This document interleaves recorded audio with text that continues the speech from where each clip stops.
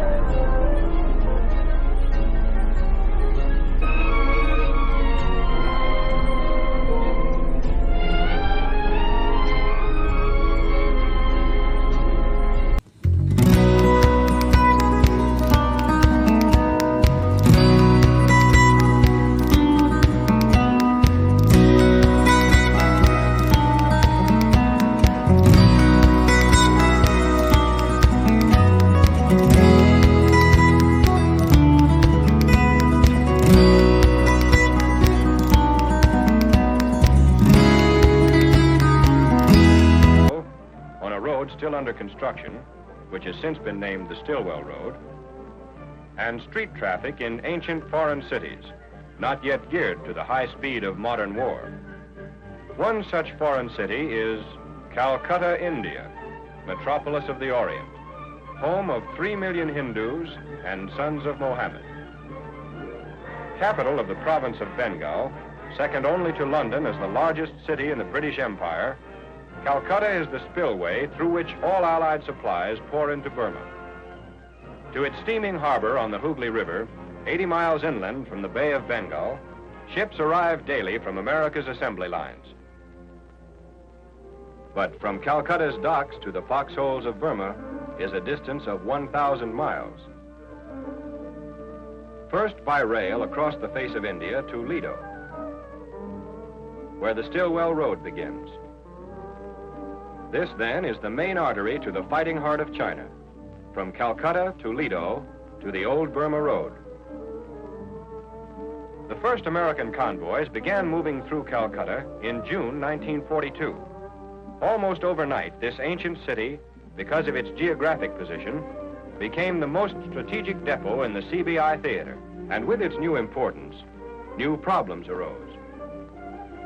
Its native population, their customs, their very religions, were set to a tempo much too slow for the swift efficiency of a modern army.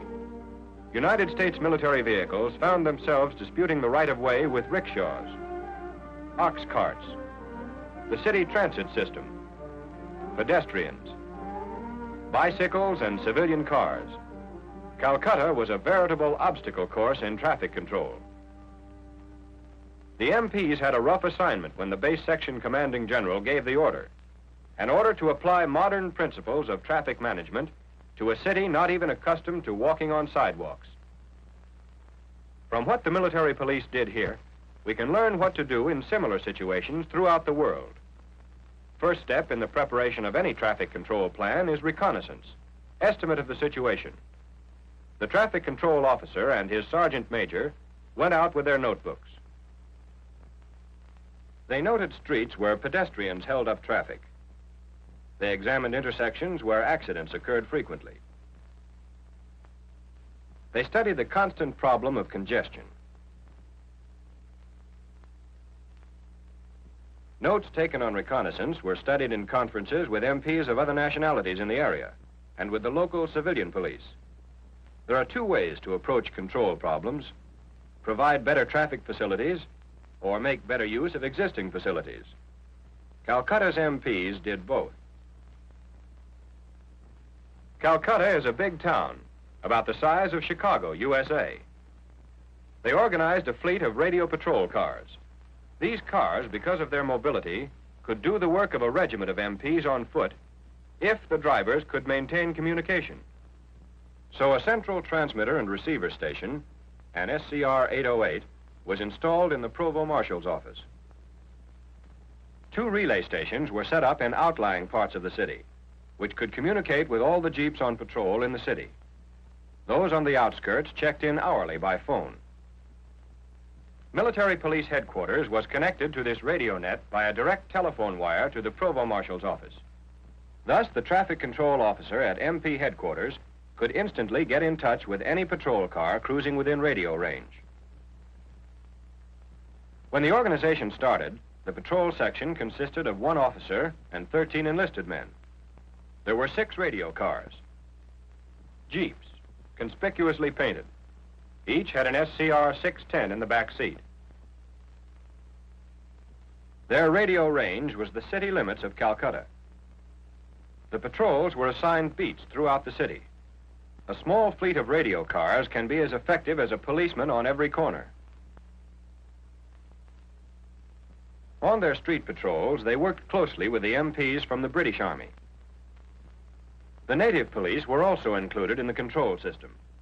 Cooperation was important. Together, these men formed a team that could legally deal with the drivers of all vehicles in Calcutta. Taking a personal interest in these patrols was the base section commanding general. He had in his car a radio set with which he could contact personally any cruising jeep. Frequently, he came out to get an on-the-spot look at their problems. And their problems were many. The MPs couldn't be everywhere. They were one battalion. The city of Calcutta covers 32 square miles. They depended heavily on traffic signs, which they made themselves from whatever scraps of material they could salvage. They had also discovered how to make their warnings demand attention. Back at the docks, the patrol car system was paying off. As a convoy assembled, the MPs discussed with the convoy commander the route to be taken through the city. When called upon for an escort, one patrol car took the lead. As the convoy got underway, another took its place at the rear. Other cars were stationed at certain danger points until the convoy passed. These assignments varied not only with the convoy's route, but they were also changed daily so that MPs were frequently seen in different sections of the city. This facilitated the movement of traffic and gave the appearance of a greater traffic control force than the actual strength of the MP battalion. When the convoy approached difficult intersections, the lead patrol car pulled ahead and stopped to clear the way. They also set a steady speed. This helped the last vehicle in line from having to speed to keep up. Accordion action. And every MP knows what that can do to a convoy. Radio communication was maintained by the two patrol cars, at the head and at the rear. Each periodically reported to MP headquarters, where the convoy's passage through the city was checked according to the schedule previously arranged. But despite all precautions, accidents occasionally happened. Accidents which by themselves could jam the streets, or as in this case, by the crowds of curious idlers they collected. An Indian policeman ran to report one on a street where the convoy was due to pass. The desk sergeant at MP headquarters took down the information. An accident blocking the street might hold up a convoy of vital supplies. He called the switchboard operator. The operator plugged the sergeant's telephone line into the remote control radio circuit, and the traffic control system went into action like clockwork. Without leaving his desk, the sergeant was able to contact the patrol car cruising nearest the scene of the accident. The location of the accident was given. In seconds, the patrol car was on its way there. The need for reporting all accidents immediately was constantly stressed to the native policemen and Army drivers. Not only was the threat of a convoy delaying roadblock often quickly relieved, but the MPs could conduct an investigation on the spot to determine the circumstances and who was to blame. This was a great improvement over the time when the MPs were informed of an accident days or weeks after it happened. But most accidents were of a minor nature and were disposed of quickly by the MPs with a minimum of misunderstanding and hard feeling. Records showed that in most cases, the Army driver was not at fault. The scene of the accident had been cleared by the time the convoy arrived, and it rolled on to its destination, the Barrackpore Railroad Yard. And here the MP's duty in Calcutta ended. Both the supplies and the vehicles that carried them, for trucks were also part of the supplies here, were turned over to the railroad for the next step in their journey to the fighting front. This came at Lido, where the railroad ended and the Stillwell Road began. Here the MPs established their traffic control stations, which grew in numbers as the road was carved out of the jungle behind the advancing battle lines. They placed these stations at designated mile points along the road. Those stations before mile 100 were permanent. From this point on, as the road approached the front lines, the posts were temporary. When this picture was photographed, the road extended only as far as Warrasup. Today, however, all stations are permanent, because the Lido Road has been completed and is a part of the overall Stillwell Road. The armies of 3 nations used Lido as a point of operations, a base of supply. The problems here were much different from those in Calcutta. Calcutta's MPs had a problem in city traffic. Lido's MPs were working with an army in the field. And Lido's 16-mile unloading zone was one of the most congested areas in the CBI theater. Supplies and armored vehicles had to be unloaded from flat cars right onto the main highway, which was already jammed with traffic. From their Lido headquarters, the military police maintained highway patrols 16 hours a day. Other patrols were assigned to specific points throughout the area. Traffic Control Station number 1 was located at the northern entrance to Lido. It was the checking station for motor vehicles coming into Lido from India. Here, after every vehicle had been thoroughly searched for liquor, opium, and enemy agents, the driver's trip ticket was examined. If everything was okay, he was allowed to proceed into town. These vehicles were driven by Chinese as well as Americans, and as in Calcutta, traffic regulations were enforced by teams. Also similar to Calcutta's control system, Lido's MPs had patrol cars. Typical was their job of leading convoys to the local motor pool. Its entrance was a curve that was almost a right angle on the main highway, constantly jammed with traffic. As the convoy approached, one MP stationed himself on the highway to stop the main stream. Another moved into the motor pool to halt vehicles coming out. In parts of Lido's combined truck head and rail head, over 8,000 vehicles passed a given point every 24 hours. MPs assigned to take traffic counts determined the hours of peak congestion, when there was an average of one vehicle every 5 seconds. As a result of these traffic counts, MP power was conserved. They were stationed at the points of heaviest flow at the hours they were needed most. One of these points was near the north entrance to the Lido area, where the highway crossed the Dinghing River over the same bridge the railroad used. With trucks and trains using the one right-of-way, strict control was necessary. Phase changes were handled cautiously. Somewhat relieving the congestion here, an MP shuttled part of the traffic, particularly the lighter vehicles, to an engineer-constructed ponton bridge a mile upstream. But the police problem remained the same, one-way traffic. An MP was stationed at the first ponton to enforce the proper distance between trucks. Out on the open road, despite the MP's vigilance, there were violations. Let's go, Joe. Speeding on curves was extremely dangerous anywhere along this road. Drivers caught doing it could expect the fullest through-channels fury of the Provost Marshal. The MPs ordinarily approached the driver from the rear, but in this case they came directly over because they knew him. The MP battalion kept exact records of such offenses by organization, and monthly reports indicated where driver discipline or training was unsatisfactory. Traffic Control Station number 2 was located 4 miles east of Lido. This was the eastern gate to the Lido area, and here outgoing vehicles received another check. On the other side of this barrier line, the Stillwell Road entered open country and became the damnedest highway in the world. Over the Naga Hills, through the Hukwang jungle, through the tropic heat and the monsoon's mud, to the Japs. It was 200 miles to Warasup.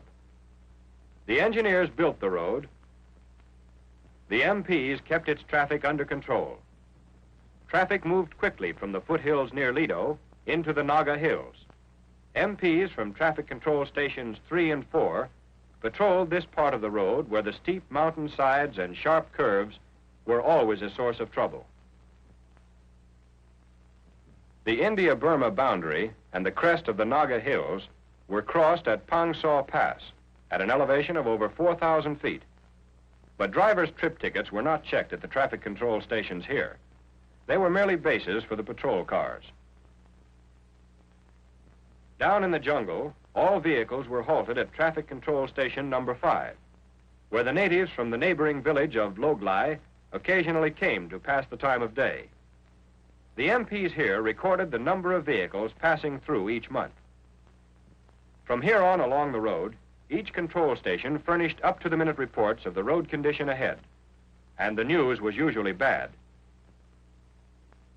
Along the steep drainage slopes of Burma, there were many places where rains regularly reduced the road to one-way traffic. At such points, defile control was applied. An MP was stationed at each end of the defile. Traffic was allowed to take turns moving east and west. Moving east, halfway to the front, traffic was more restricted. Number 8 was the last permanent control station. Beyond their mosquito net station here, the MPs had only temporary outposts, subject to the demands of road construction and the shifting battle line, subject also to the weather. During the monsoon, the road became a river of slime. Rainfall reached more than 200 inches a year, over 16 feet.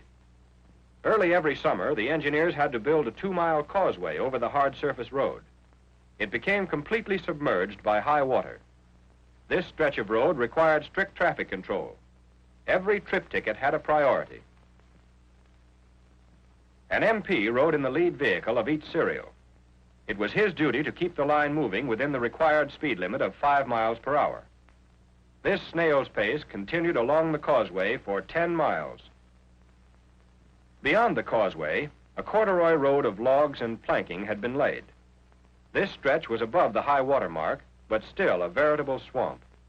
At the log road's end, the MP in the lead vehicle jumped out as the convoy moved on over one of the road's 700-odd bridges that was still under construction. Another defile. The movement of vehicles in situations of this kind wasn't possible without MP supervision. The MP's well-camouflaged advance headquarters was located at the road's 180th mile. The rest of the road was patrolled from this station. But near Warasup, near the road's end, heavy rains and flooded creeks had washed away completely the supports of the Warra River Bridge. The engineers had come in. Any obstruction to the road or change in traffic conditions quickly brought MP officers to the scene.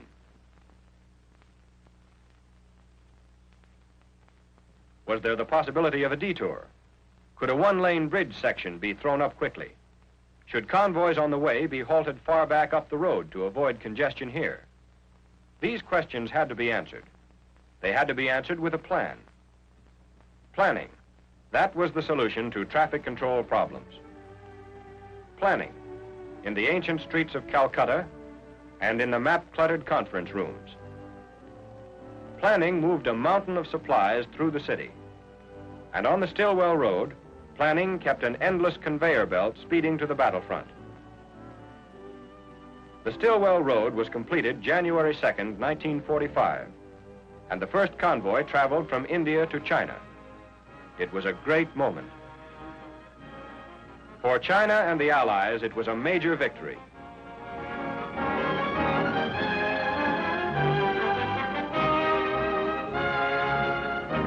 And the military police claimed no small chapter in the history of this great supply line. They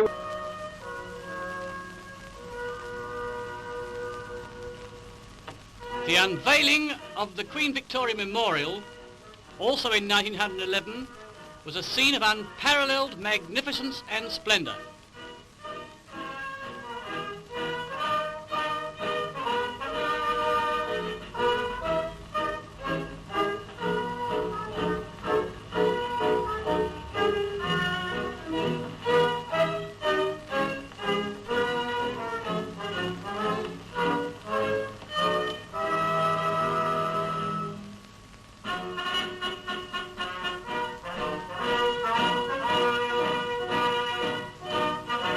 Marching of detachments of every unit of our fighting forces in the glory of their pre-war uniforms was a sight unequalled in the world.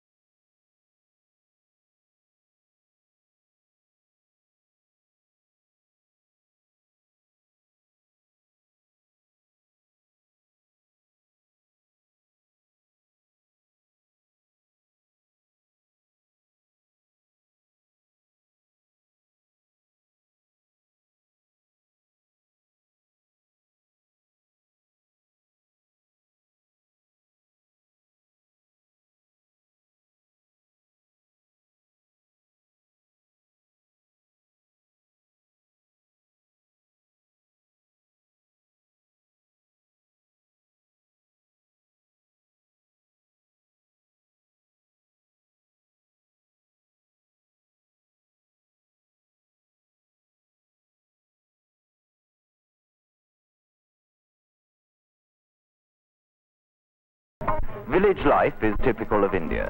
The peasant and his plough are the very symbols of our nation. This is the story of a South Indian village with all its characteristic beauty and simple charm. At daybreak, the women and children go to bathe in the stream, while the cattle are led out to graze to the tune of their tinkling bells.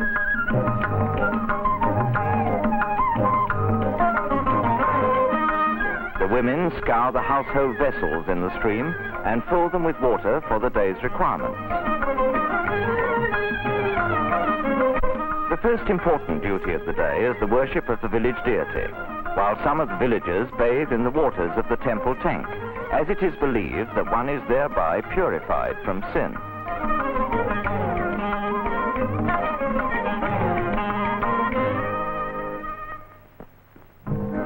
However poor he may be, the South Indian villager is noted for his scrupulous cleanliness. Even the humblest homes are kept in perfect order. Nearly all tasks are performed in company, as community life is especially characteristic of the South. In this street live Brahmins, their house fronts beautifully adorned with columns. As in all villages, news is passed round quickly. In this house, there is much to talk about, as there's going to be a wedding in 2 months' time. This must surely be the bride.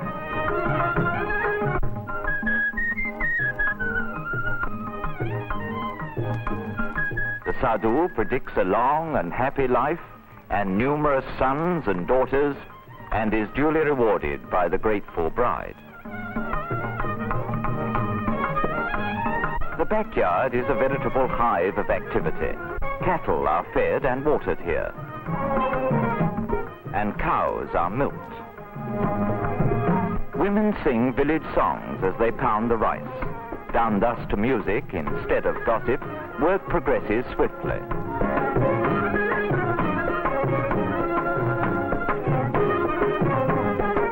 Even the chickens seem to find their share of the task easy.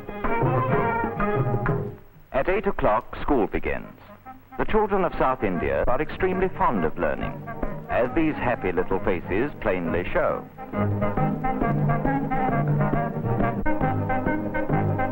When lessons are over, the children play typical local games. The South Indian village is a self-sufficient unit.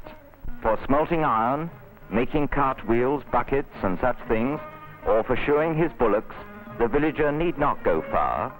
The local blacksmith fulfills all these needs. Pottery is an important local handicraft. The potter's skillful hands work swiftly. Vessels of different designs and sizes are fashioned as if by magic. They are dried in the sun and baked in fire.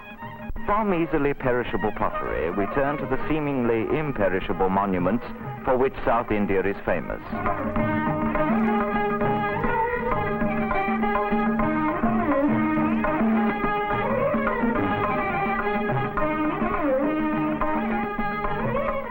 These wonderful images express all the emotions, for each of which there is a set symbol. The coconut tree is useful in many ways, and both coconuts and leaves serve a number of purposes. The stem is cut in two, and by interweaving the leaves, thatch is made. The children are taught at a very early age to help in this work. Basket making is another industry in which coconut leaves are used, such baskets being very strong and serviceable. Rope is made out of the fiber from the outer cover of the coconut. The work is done either by improvised wheels or by hand. Sometimes ropes are made from palmyra leaves as well. In many of the villages, the main occupation of the people is weaving. They spin the yarn on the charka, size it, and weave it on the hand loom. Apart from the khadi thus prepared, they also purchase mill yarn and weave it on their looms. Our hand-spun clothing has done much to alleviate the cloth shortage.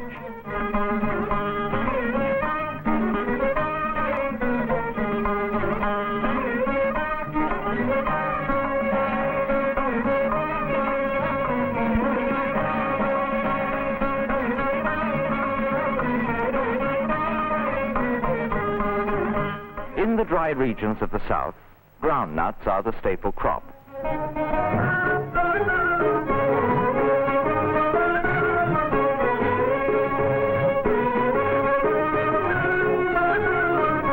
It is not we alone who like to munch them.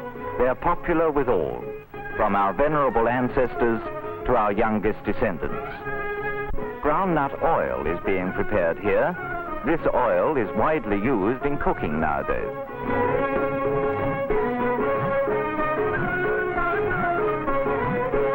Irrigation by wells is common in the south. The water is drawn from the wells in large buckets and emptied into the streams whence it flows to the thirsty fields. But even by this ingenious method, irrigation is no easy matter in the dry areas, and a fertile field is often a standing testimony to the dauntless perseverance and tireless labor of the peasants. As soon as the fields have been watered, plowing begins, and in the course of time, waste land turns into green meadows.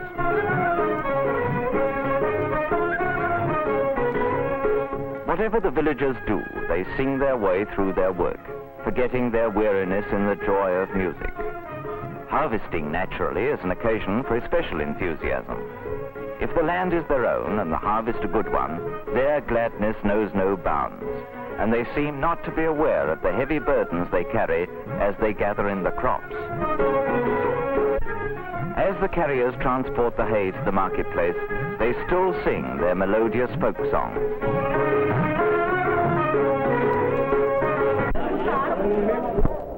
There are numerous dramatic troupes that travel from village to village in southern India, and evening performances are given in the streets. Here, the people of the village witness one of the most popular musical dramas, Mathura Viran, the story of Princess Bomi being wooed by Viran, a commoner.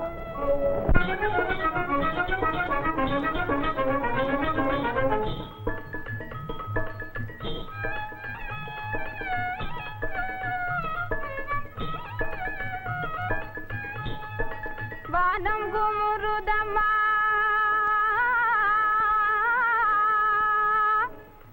மழை பொழிய போகுதம்மா காணாத காட்சியெல்லாம் காணுதம்மா வானத்திலே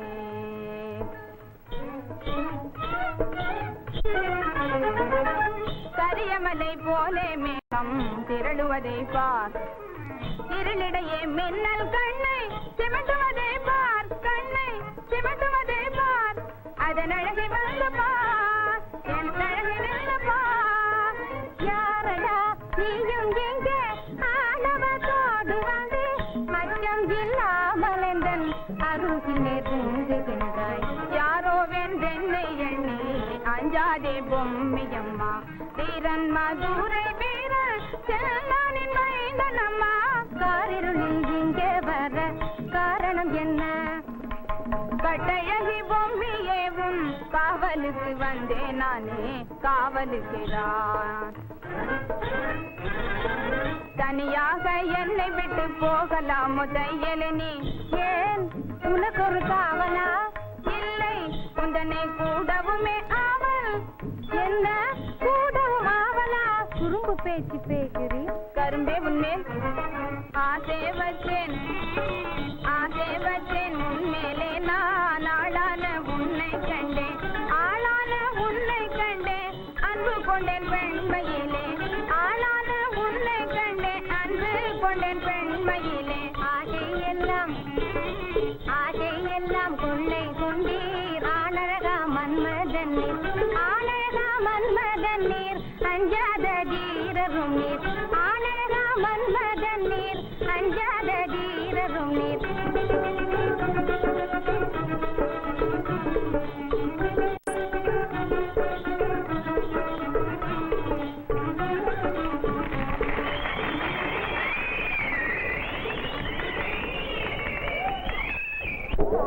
In the second act, Viran persuades Princess Bomi to elope with him on horseback.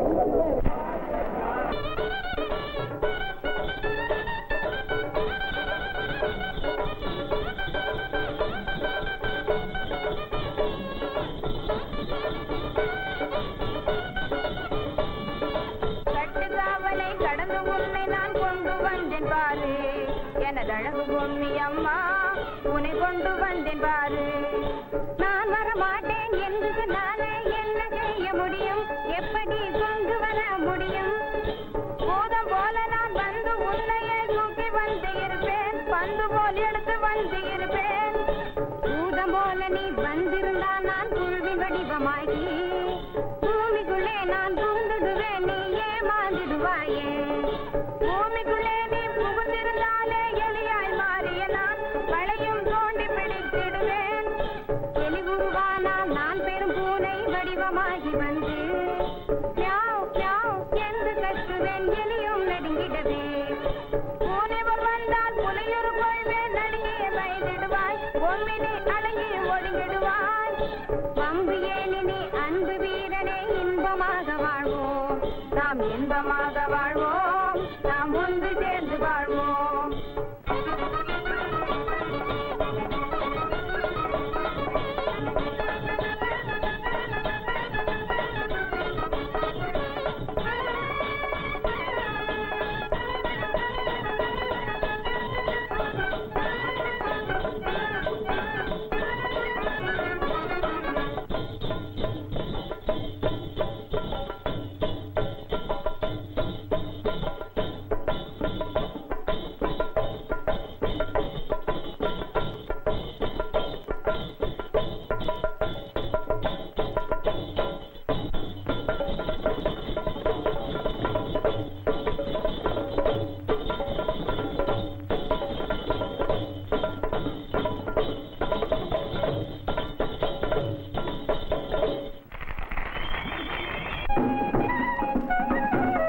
The merriest time of the year is undoubtedly the Harvest Festival in the month of January.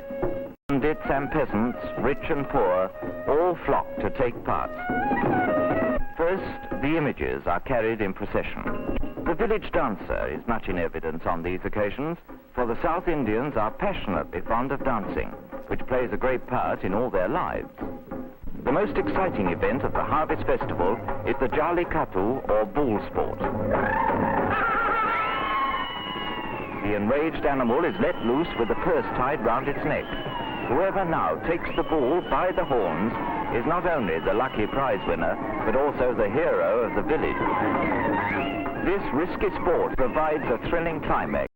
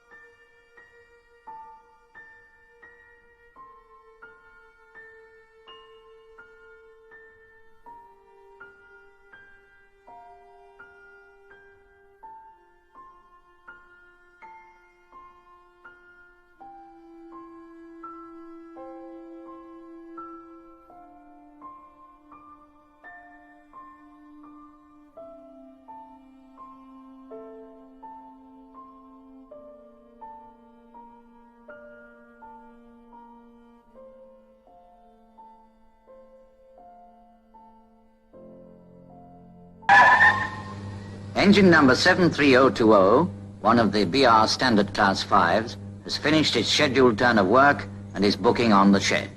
It has been working for 12 to 16 days and is due for an X-examination and washout. The firebox, tubes and boiler will be cleaned out and the engine given a thorough wash and brush up. Here is a drawing that shows what it looks like inside the boiler. The pileup of ash in the firebox prevents the fire burning properly. The hot gases can't pass through the tubes freely because of the ash deposit. The scale in the boiler and water spaces prevents the heat from getting to the water properly. So the engine steams poorly and burns more coal than is necessary. This is what it will be like after the boys of the shed cleaning staff have finished their job. The cleaner the inside of the engine, the more steam it will produce for each shovelful of coal burnt in the firebox.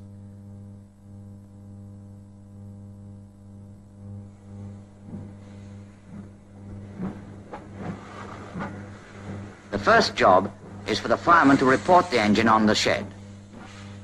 The reporting clerk takes down the details of where the engine has come from and tells the footplate man where to leave it in the yard so that the shed turners can take charge and move it about as required. 73020 booked on the shed at 7 a.m.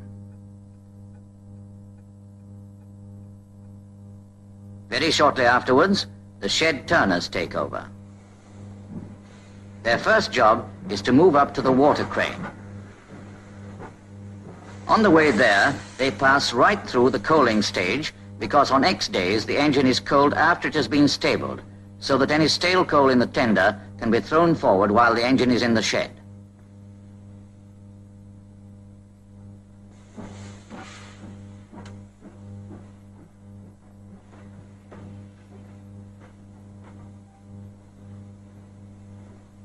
At the water crane, the fireman sees that the tender is correctly positioned before swinging out the crane arm.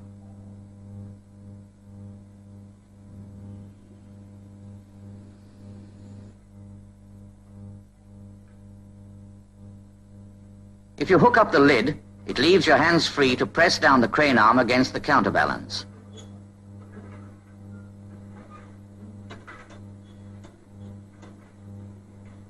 As the water flows through the arm, its weight holds the arm down.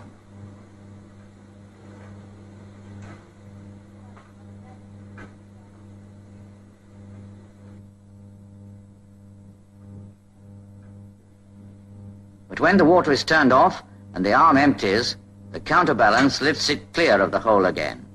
And when that's done, the thing to remember is to close the lid. It keeps the dirt out.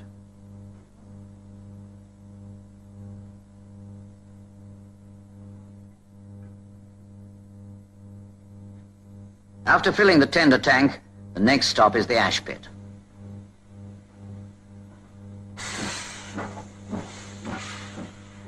The fire dropper is ready, and the engine stops with the smoke box right over the ash hopper.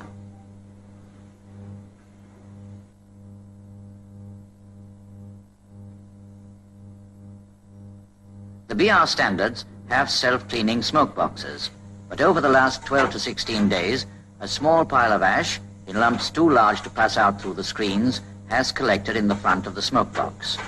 About 6 shovels full.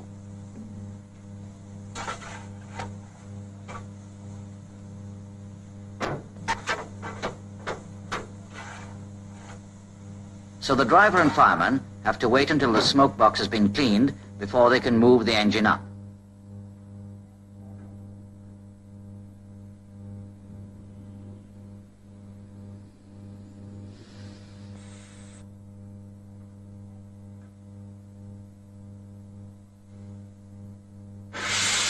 They stop the engine so that the self-cleaning ash pan is right over the ash hopper. The fire dropper knocks up the catches and opens the ash pan hopper doors.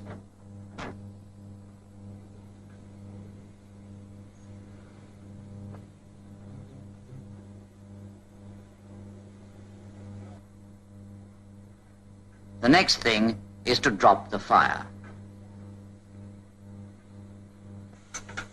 He knocks up the catches that hold the rocking grate in position, eases the lever backwards and forwards, then tips the fire bars right up so that the back half of the fire drops away through the ash pan into the waiting hopper between the rails. Don't forget to replace the catches before going on to drop the front half of the fire in the same way.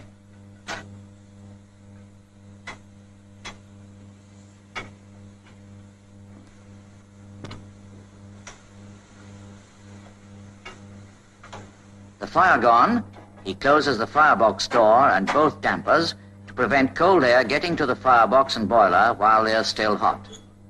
That would cause the metal to contract too quickly and distort its shape. Once the fire has gone, the engine starts to cool down slowly.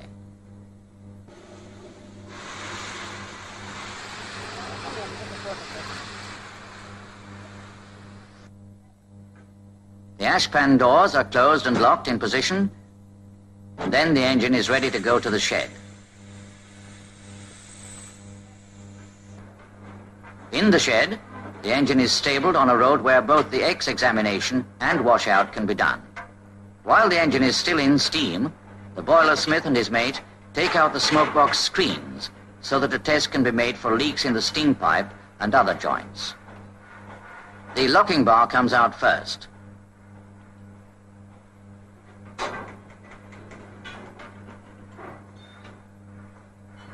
Then the 3 screens. These are taken out while the engine is hot, but the baffle plates will have to be left until the engine is much cooler. These men are the first of a team who will work on the engine, sometimes together, sometimes one at a time. You'll see how it works as we go along.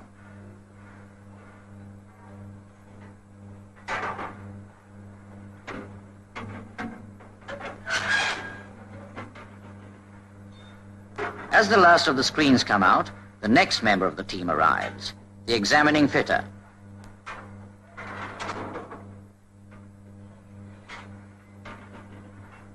His first job is to carry out a steam test.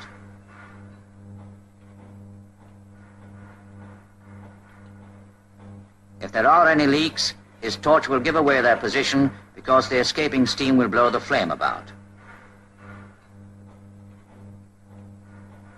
He signals that he is ready. Back in the cab, the driver has put on the handbrake, and he goes on to close the cylinder cocks, fully apply the steam brake, and ease open the regulator, enough to fill the pipes with steam.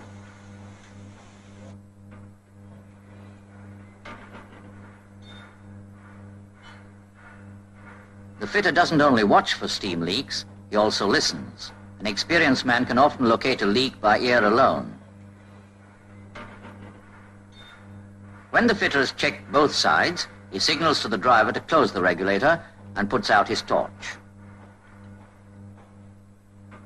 No leaks to report, so he climbs inside the smoke box to hammer test the large pipes for corrosion.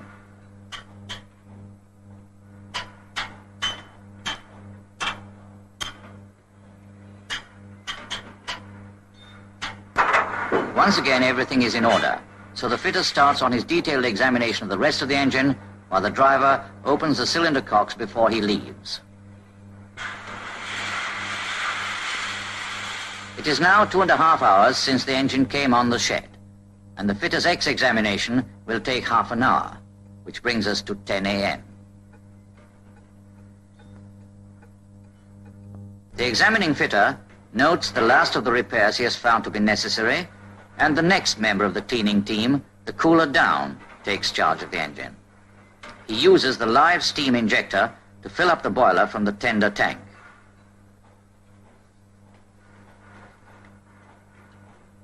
As the cold water flows into the boiler, the steam pressure drops. When it has fallen to about 40 pounds, it will soon be too weak to force the water up into the boiler. So the cooler down comes back and turns off the water, allowing the last of the steam to blow down. This blowing down, and the period the engine is allowed to stand afterwards, is 3 hours. After the 3 hours of this gentle cooling down, a water regulating valve is connected to the washout hydrant, and a hose is run to the live steam injector exhaust pipe.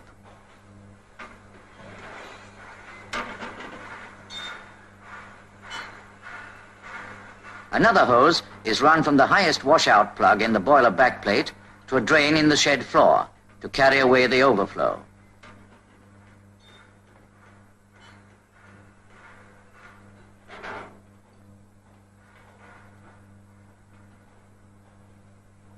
The water can now be turned on. The regulating valve is set at the first position, 300 gallons per hour, and the water flows through the boiler, slowly cooling it down for 4 hours, which takes us to 3:20 p.m. The regulating valve can now be moved to the second position, increasing the flow of water. By this time, the engine is cool enough for the boilersmith and his mate to come back and take out the baffle plates from the smoke box.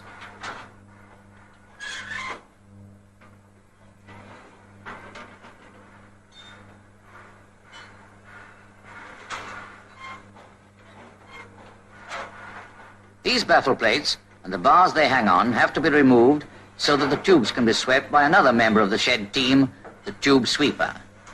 He is connecting his steam lance to an engine which is still in steam on the next road. He carries the lance across to our engine.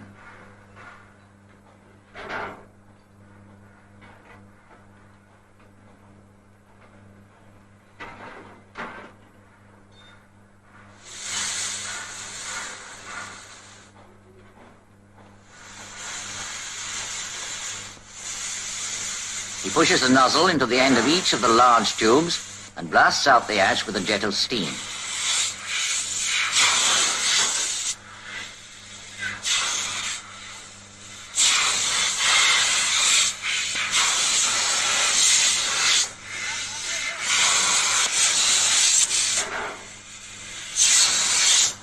This is how it looks inside.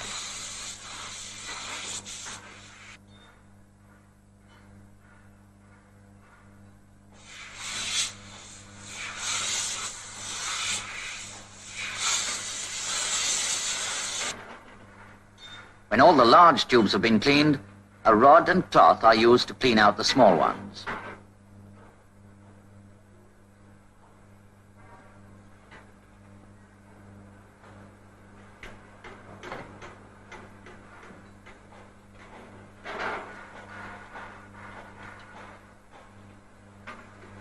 There may be occasions when you find a tube is completely blocked. This can be dealt with by withdrawing the rod and taking off the cloth. You can then use the screw to cut through the blockage.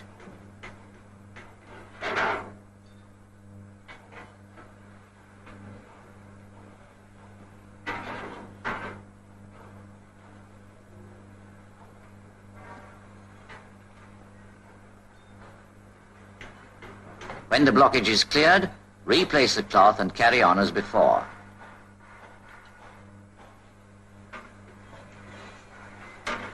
By the time the tubes have been swept and all the ash pushed through into the firebox, the engine is cool enough for the barman to get into the firebox to clean it out. The barman opens the dampers. Then he puts on his dust mask before getting into the firebox. Each in their turn, the men of the shed cleaning staff are ready to come on the engine to do their share of the wash and brush up.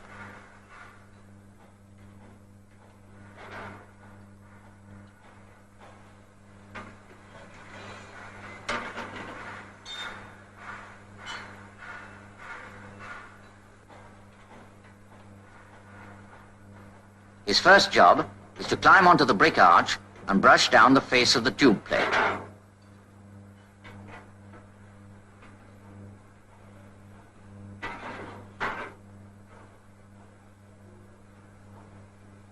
Meanwhile, at the other end of the engine, the tube sweeper collects his tools and prepares to leave for his next job. Back in the firebox, the barman is shoveling the ash off the top of the brick arch and down onto the fire bars where it falls through into the ash pan.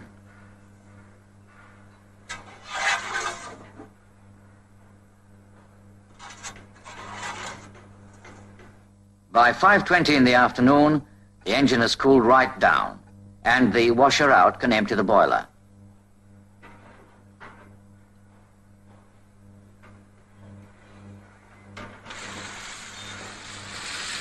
There will be about 1,500 gallons of water in it, and that will take quite a time to run out. But the washers out don't wait for that. They start taking out the top washout plugs as the water level falls.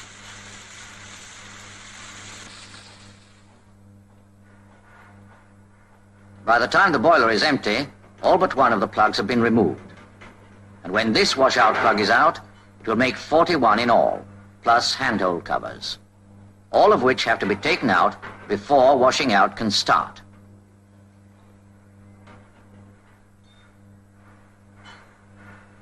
While his mate is taking out the last plug, the washer out prepares to start the actual operation at the footplate end of the boiler.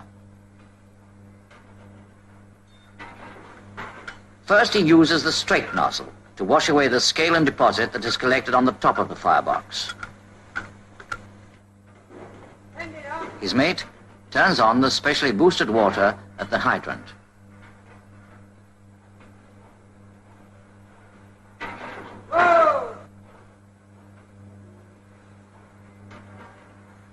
When the straight nozzle has done its job, a flute nozzle is put on. This has a hole in the side, and it washes the scale off the inside of the boiler backplate. You'll be able to see the jet of water as it passes across the next hole on the left.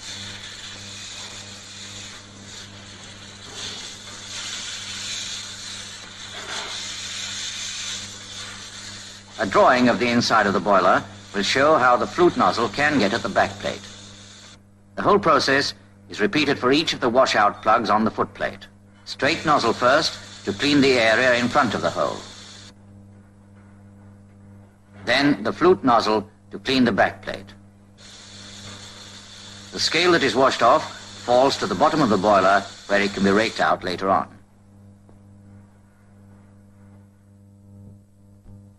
When they've finished on the footplate, the two washers out walk to the front of the engine and start to wash out the smoke box end of the boiler. Here again, they use the straight nozzle first. Then the flute nozzle as before.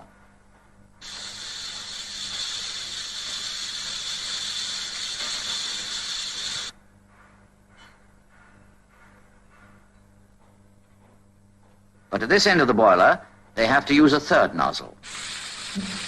A long one to wash the loosened scale along the boiler to the foundation ring. From here, it can be raked right out of the boiler. While his mate is finishing raking out, the washer out fetches the boiler smith, who has to inspect the work done before the parts can be reassembled.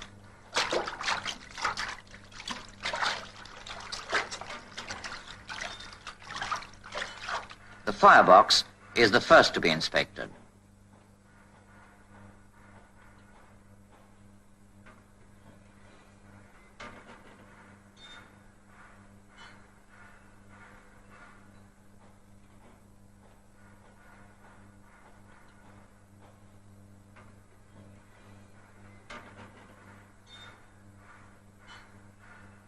He examines the firebox stays, then tests them with a hammer.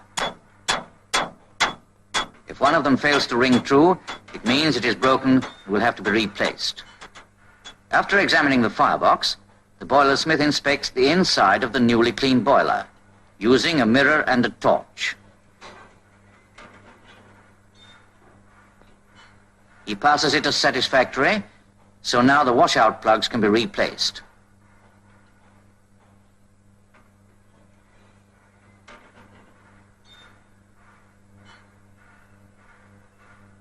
While that's going on, the boiler smith sights the tubes from the smoke box end to make sure they've been thoroughly cleaned.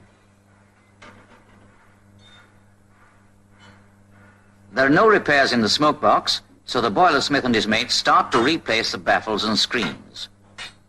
Meanwhile, the fitters start work, carrying out the repairs listed by the examining fitter during his inspection earlier on. They're renewing a side rod taper pin.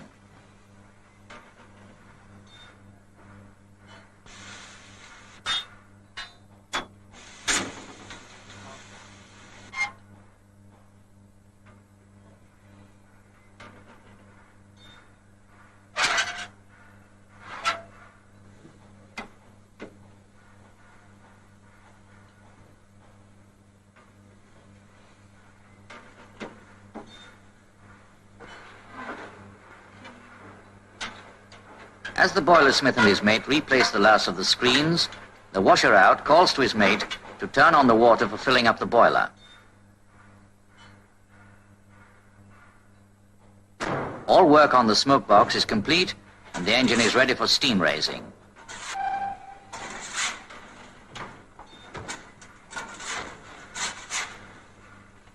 A thin layer of coal all over the bottom of the firebox is the first thing. Then the firelighter.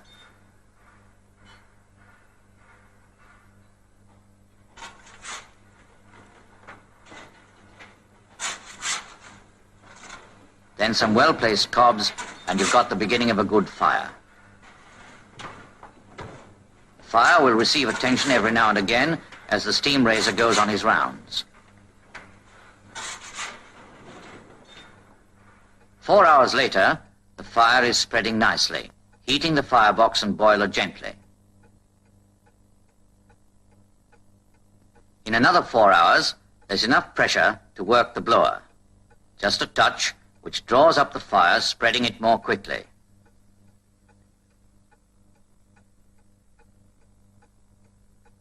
By 8:35 in the morning, there's enough steam for the fitter to make his vacuum tests before the new set of footplate men take over the engine.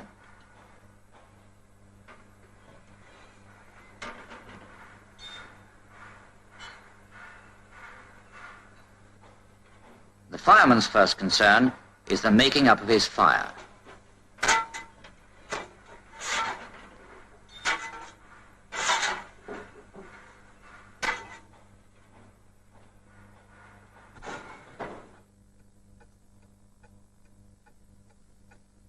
As the preparation time goes by, the steam pressure builds up.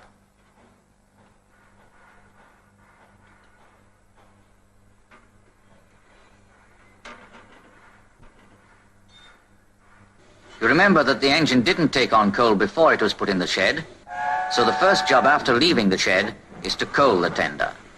For this job, a train setter allowed extra time.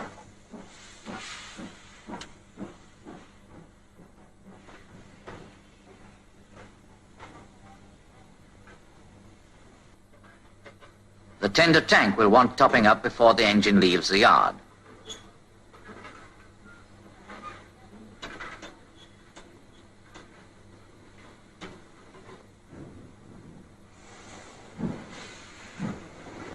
Down with that lid again.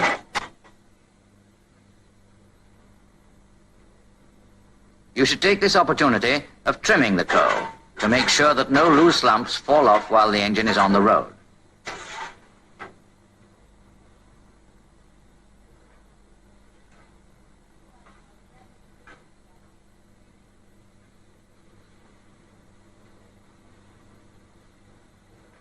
(73020) books off the shed in good time to pick up the 1050 Camden.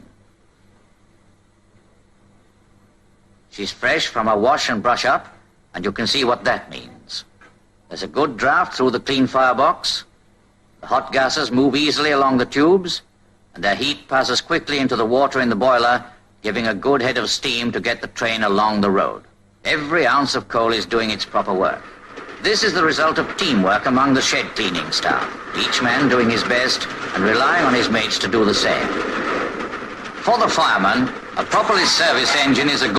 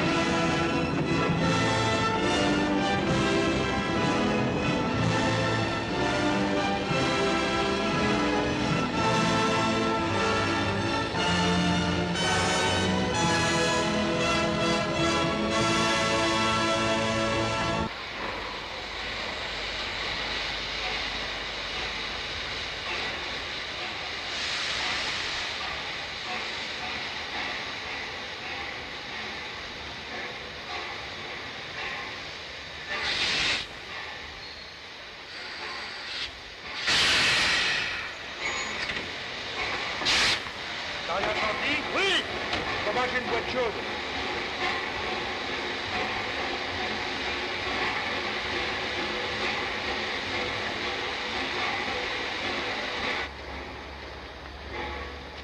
Eh ben, et non, c'est pas faute de le bidonner d'huile, qu'est-ce qu'elle débite alors?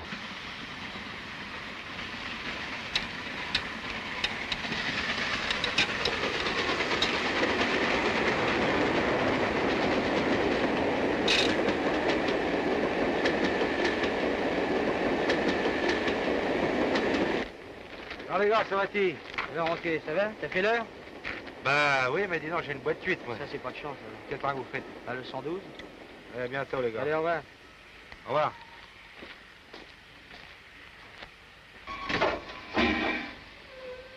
Oh! Laisse crever le feu, ils vont la prendre tout de suite, elle sera prête après-demain. Bon.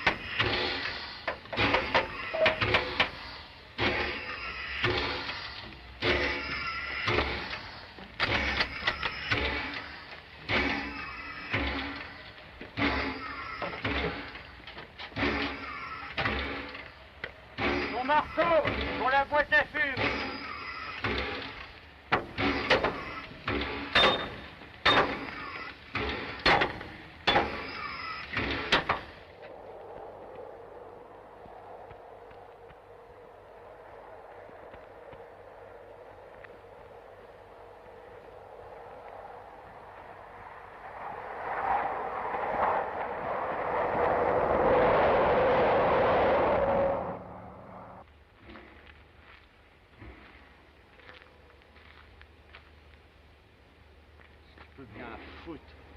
Puis qu'on travaille ensemble, c'est la première fois qu'il arrive en retard. Qui ça? Lantier. Et qui ça? Jacques Lantier du dépôt des Batignolles. Tu connais pas Jacques Lantier, non?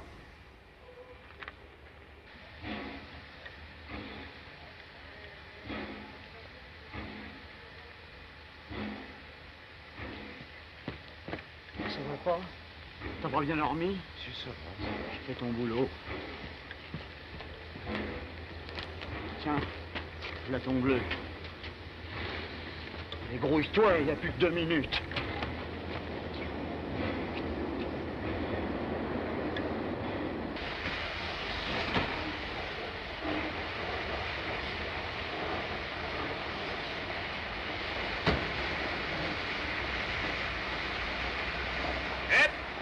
Donne-moi ton bulletin. 520 tonnes.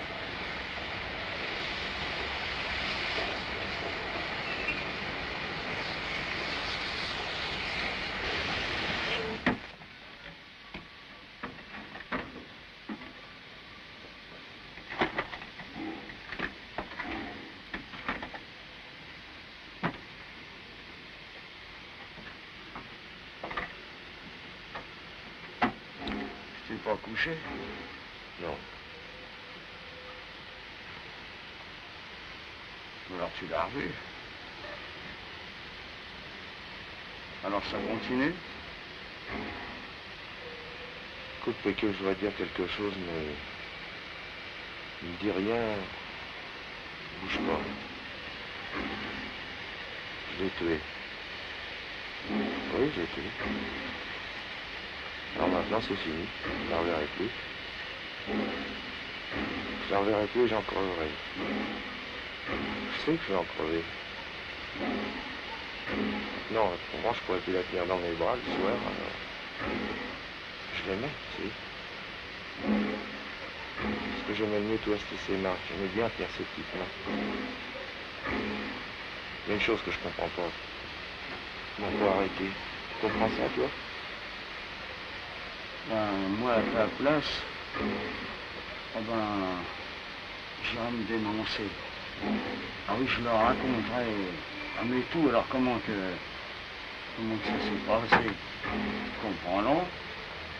Je te comprends bien, moi.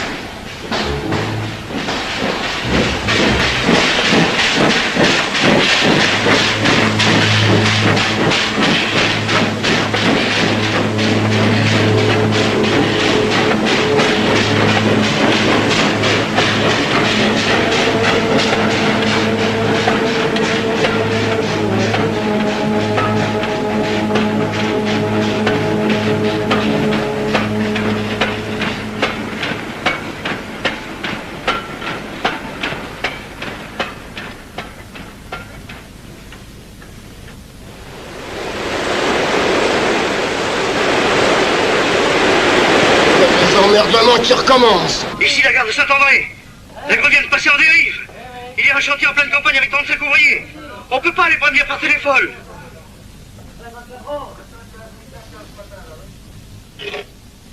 Faut faire vite, on a plus que quelques minutes. Ça y est. Téléphone au poste 7 qu'elle s'en trouve l'aiguille. Comme ça, il n'ira pas plus loin.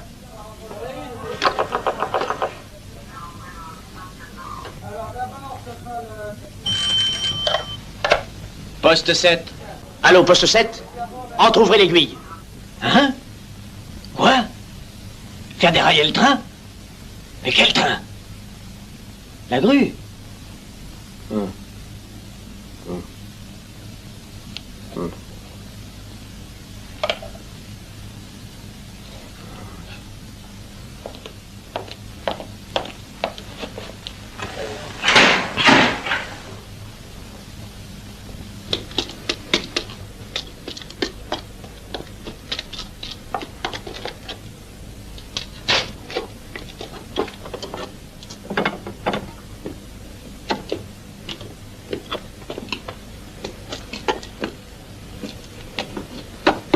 Qu'est-ce que tu fais là? T'occupe pas, tire-toi, c'est pas le moment de rester.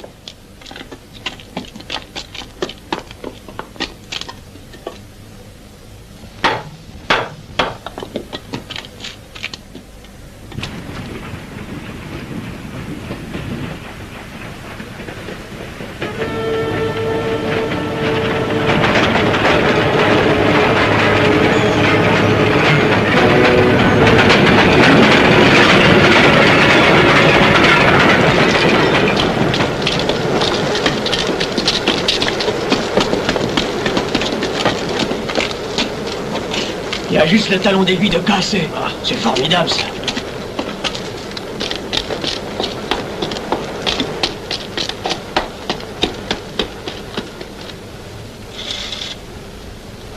Et c'est?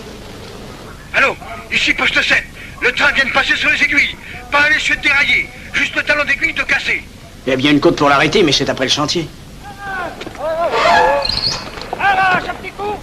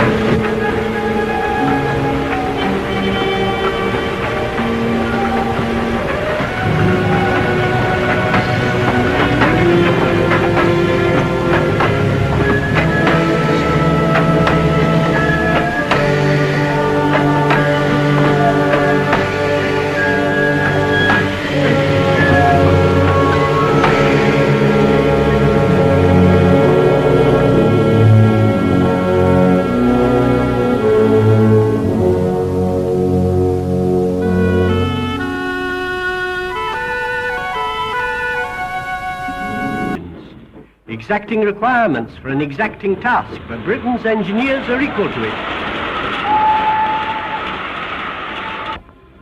Every new engine has to make its first appearance on paper. More than 370 drawings of the numerous parts have to be worked out and prepared. When plans have been approved, a specification is prepared. This is a volume that runs to 361 pages and contains more than 2,500 items. The specification is broken up, and each department receives details of its particular share in the job ahead. Industries all over the country benefit, and in due time materials start arriving at the works. The main frames, which may be called the foundations of the engine, arrive in the form of flat steel plates weighing 3 tons. This slotting machine eats through 10 plates at a time. Drilling the plates to take the various rivets and bolts is done by a multi-boring machine. Cutting, slotting, drilling and the final trimming reduces the weight from 3 tons to 2 1/4. Now the plate is guided into position alongside its twin. Foundry work is rather paradoxical. It is what isn't there that matters. A mould eventually consists of an ordered assembly of spaces into which the molten metal is poured. Over 60 moulds and cores are required to make a pair of inside cylinders for our engine. Skilled workmen fashion them in sand from patterns made of wood. The assembly of the cores in a mould is a task something like fitting together a giant jigsaw puzzle.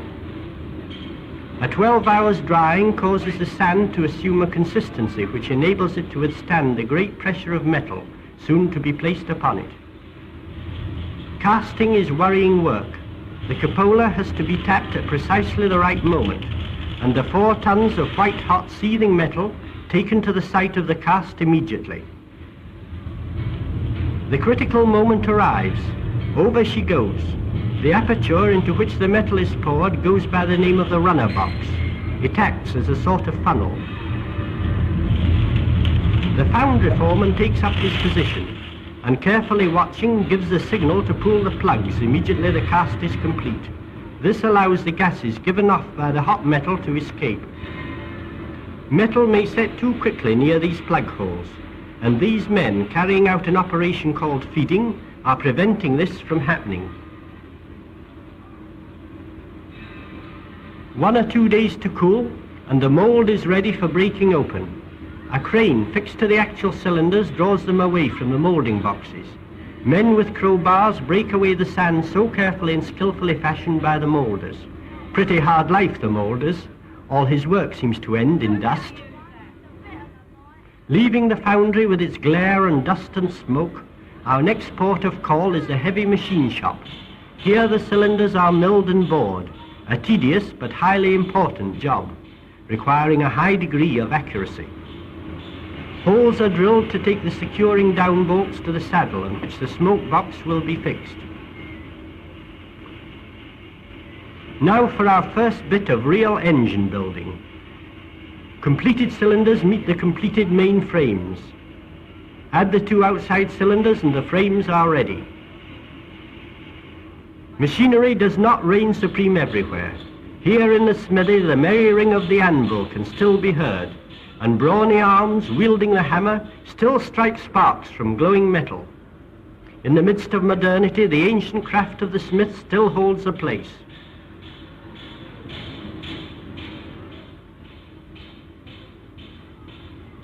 All manner of smaller parts are made in the smithy.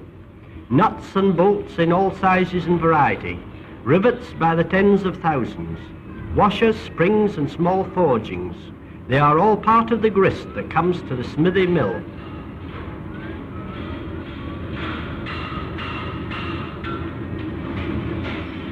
To many, a boiler is just the round barrel part seen on any engine running about the line, but many are the mysteries hidden beneath its rounded sides. The plate just going into the furnace is the bottom half of the throat plate, or the saddle plate as it is sometimes called. Its purpose is to join the barrel to the firebox.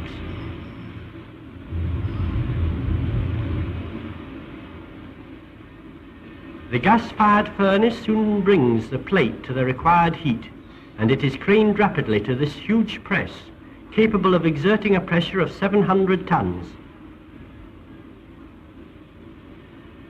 The blocks between which the plate is squeezed themselves weigh 41 tons.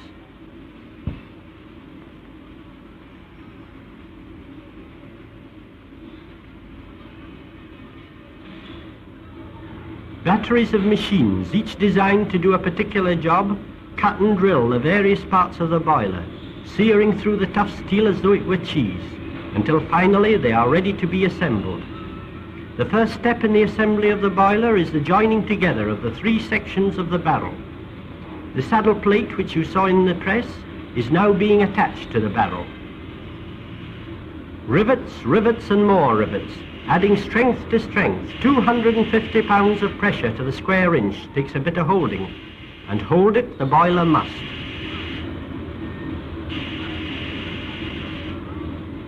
The inside copper firebox and the outer steel casings are securely held together by more than 2,500 stays. The stays are screwed in and the heads riveted over.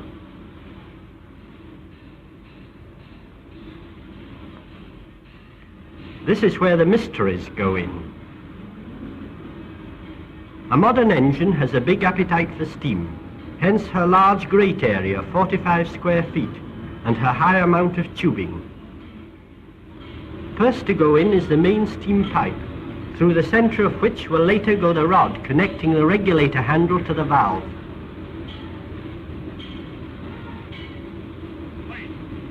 Now the smoke tubes. There are 112 of these, each 19 feet 6 inches long. The 32 superheater tubes which are screwed to the firebox tube plate are the same length. If you care to work it out, number 6207 carries more than 2,700 feet of tubing. Meanwhile, things have been happening at the other end of the boiler, and some familiar objects have been finding their way onto the fire door plate. This is the regulator handle. We leave the fitters to get on with their job, while we take a look in at the steel foundry. It's time number 6207 had some wheels. The mold that forms the wheel is made in two halves. Sand is placed round the first half pattern. The pattern rammed up, the hole is turned. Over she goes.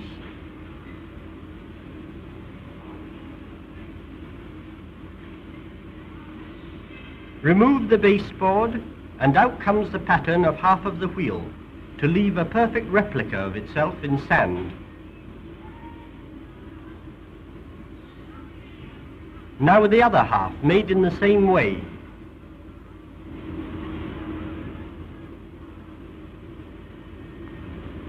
Then the two halves of the mold are joined together. The molding boxes are clamped, and our wheel is ready for casting. Molten steel looks hotter and is hotter than molten iron. In the steel foundry, the ladle travels on a sort of overhead railway, and when it comes opposite the mold, the metal is released.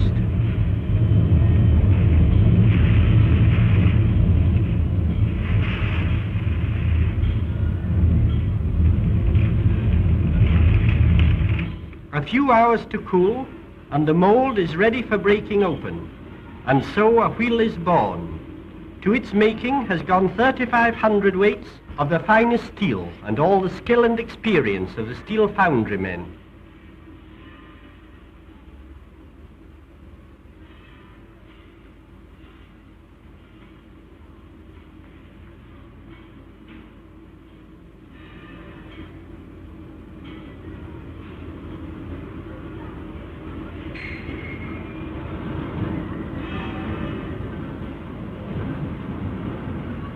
After the machining has been completed, the wheels are mounted on the wheel press, which joins them to the axle.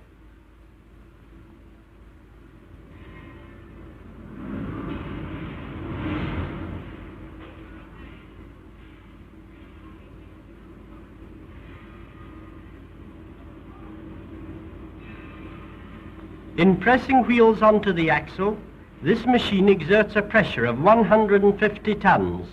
So that there is no fear that wheel and axle will ever part company.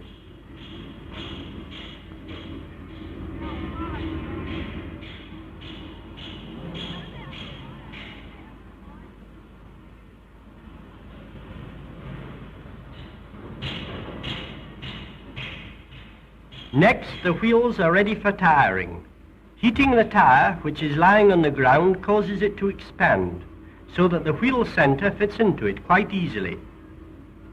At normal temperature, the tire is 1/16th of an inch less in diameter than the wheel center. As the tire cools down, it shrinks firmly and securely onto the wheel center.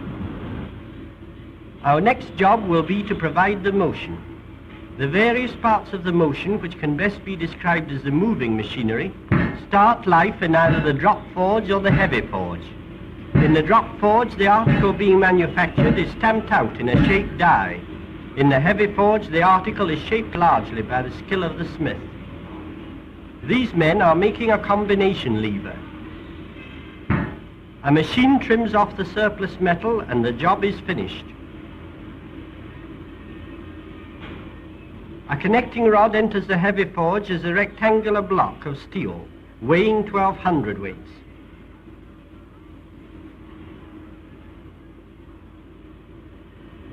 Eight tons of steel hammer descending on steel thuds solidly. The iron floor trembles at the impact. Owing to the intense heat, the men wear these strangely looking caps to keep the sweat out of their eyes.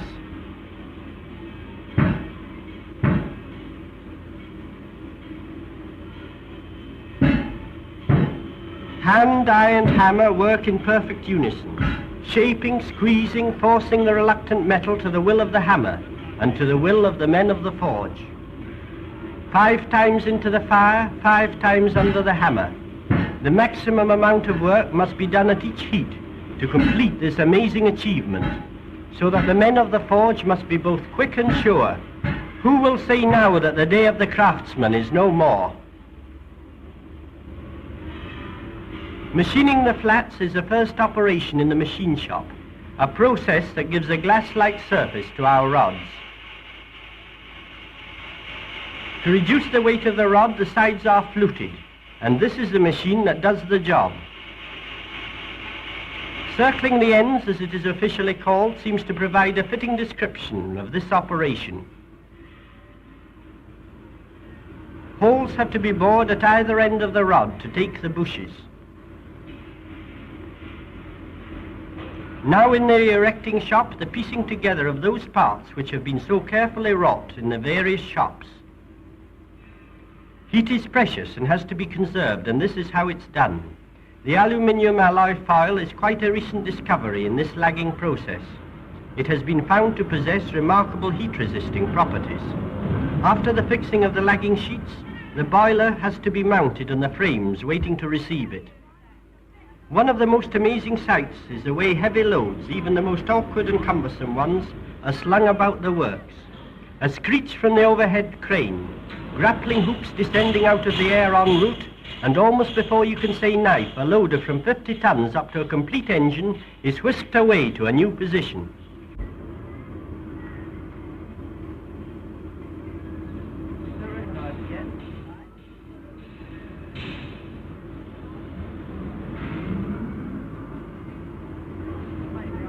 Number 6207 is really beginning to look like an engine.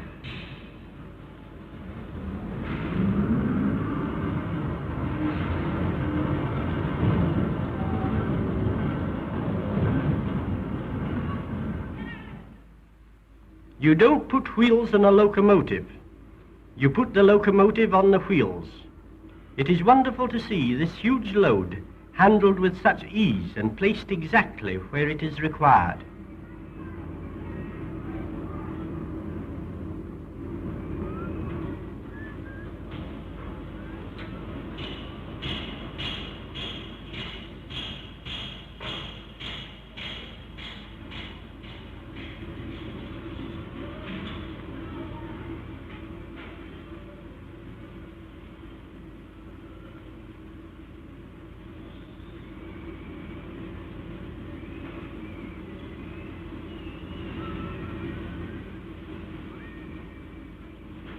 Here she comes, finest of her class, pride of the line and of the men who built her. Over 90 years of experience have gone to her making. Lifeless as yet, steel hawsers draw her slowly into the open.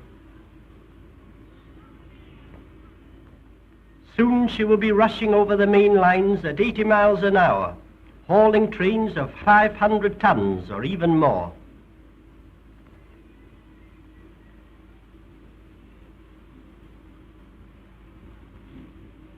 She's off.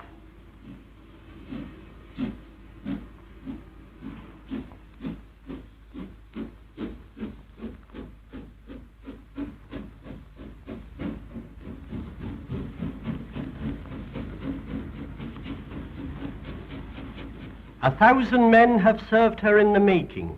How many thousands will she serve during her life on the line?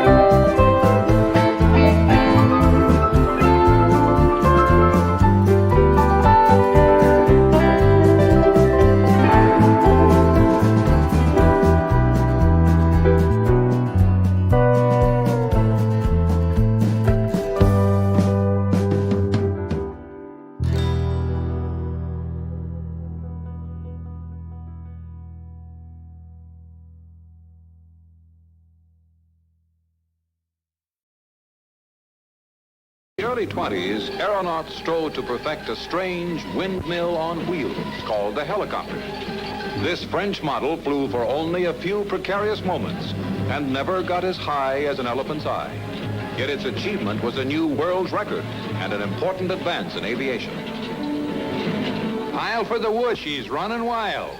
A pilot could easily lose his head if he ran in the wrong direction. Early helicopters were dangerous. Careful, men. Watch out for tricks. In Detroit, the first umbrella helicopter makes its bow. As light as lead and cast iron could make her, this undergrown carousel was supposed to jump into the air.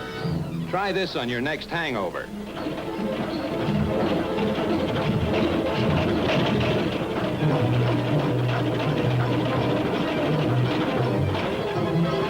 Back in France, there appeared a new kind of copter driven by a pair of oversized pinwheels. This aerial bucking bronco had the stability of an intoxicated chorus girl and required a ground crew skilled in the 100-yard dash.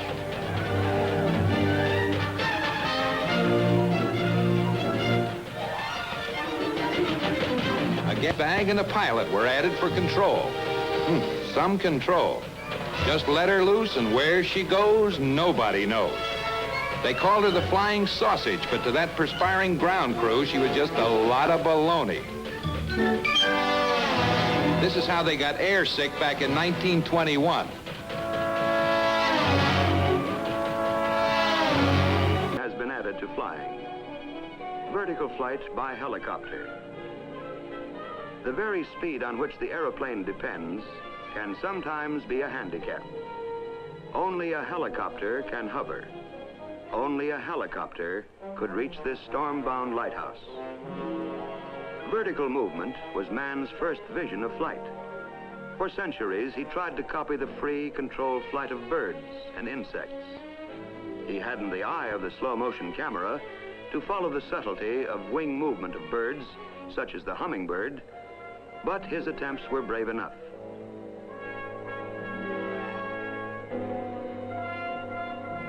Not succeeding, he gave flight divinity and held it blasphemous to try to reach the stars. But men of vision, like Leonardo da Vinci, continued to search for a means to fly. He experimented with flapping wings and whirling wings. It was he who applied the word helix, meaning spiral, to whirling wings. Helix, combined with pteron, meaning wing, becomes helicopter. Leonardo da Vinci's whirling wing design was similar to the Chinese top, a toy whose origin is lost in early Chinese history.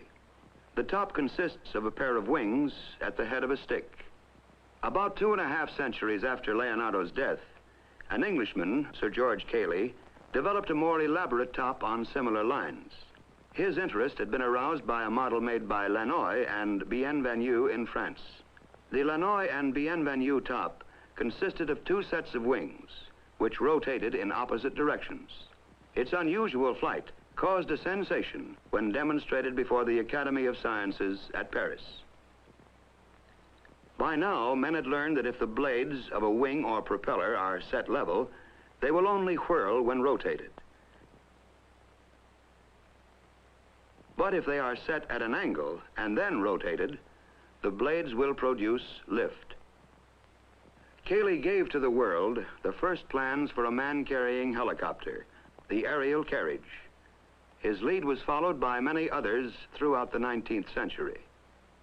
But they all lacked a sufficiently light and powerful engine. At the end of the 19th century, men like Ponton d'Amicourt and Foligny were trying to adapt steam engines to aircraft, but without success. Others, notably the Wright brothers, were working on fixed-wing airplanes. The development of the gasoline engine, which utilizes an easy-to-handle fuel, made possible man's first successful full-scale flight in 1903. Had the first successful flight been achieved with a rotary wing helicopter, the history of flight might have been different. The achievement of the Wright brothers overshadowed all others and established the fixed-wing aircraft. But the moving wing still had its advocates. For the first 30 years of the century, they went on trying to make machines which would rise vertically into the air.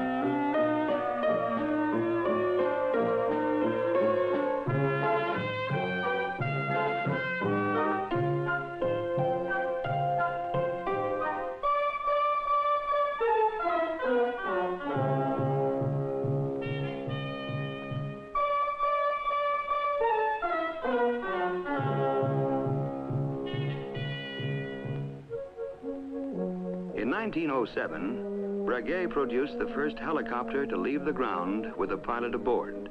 The machine was unstable, but it did prove that the rotating wing aircraft was feasible.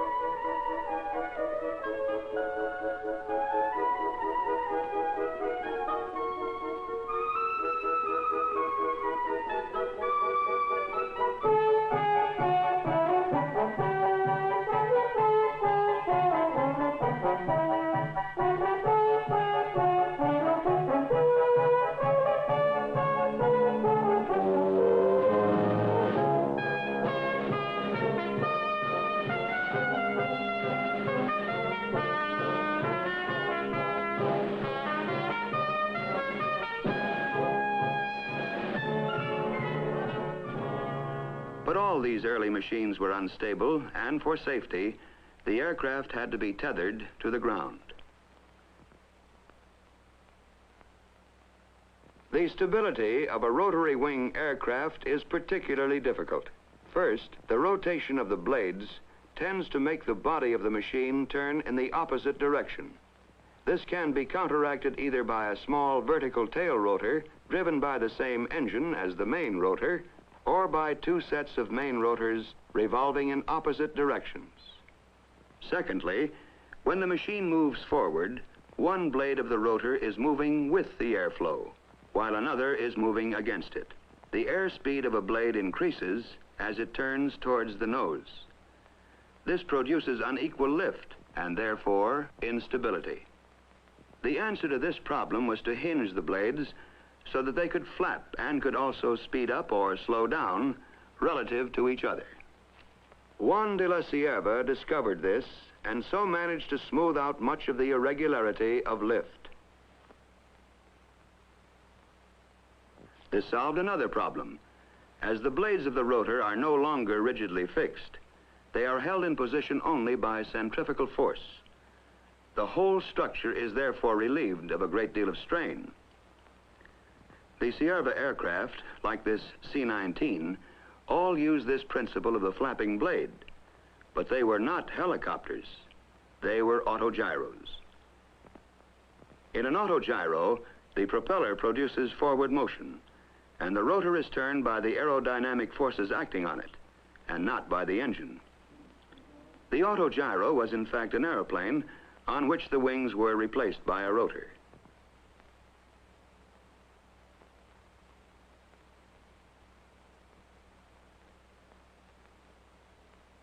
The ordinary autogyro could not take off vertically, although its takeoff run was very short.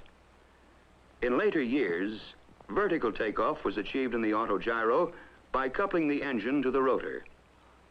This principle could be used only for the takeoff. Meanwhile, work on helicopters went on. In 1930, Florine showed his machine with a new flapping blade to the public at the Brussels exhibition. In the same year, Descanio established the first world helicopter record with a flight of 8 3/4 minutes, covering 1,000 yards at a height of 59 feet. He reached a speed of about 15 miles per hour. 6 years later, in 1936, the pioneer Breguet came to the front with a much improved design in which the problems of control were tackled with considerable success. Records were established with this machine. Duration, 63 minutes. Altitude, 515 feet. Distance, 27½ miles at a speed of 62 miles per hour. Breguet used what is today known as cyclic pitch control. This means that the angle at which a rotor blade meets the air is altered as the blade rotates with the hub. By photographing the blades in slow motion, they can be seen to rise and fall with the influence of the airflow and centrifugal forces. When the aircraft is taking off, the pilot holds the stick roughly central and the lift force is acting vertically.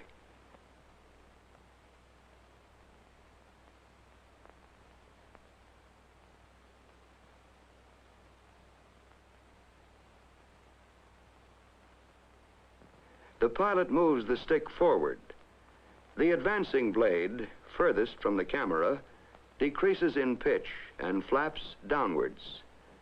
The retreating blade, nearest the camera, increases in pitch and flaps upwards. In effect, the rotor is tilted forward.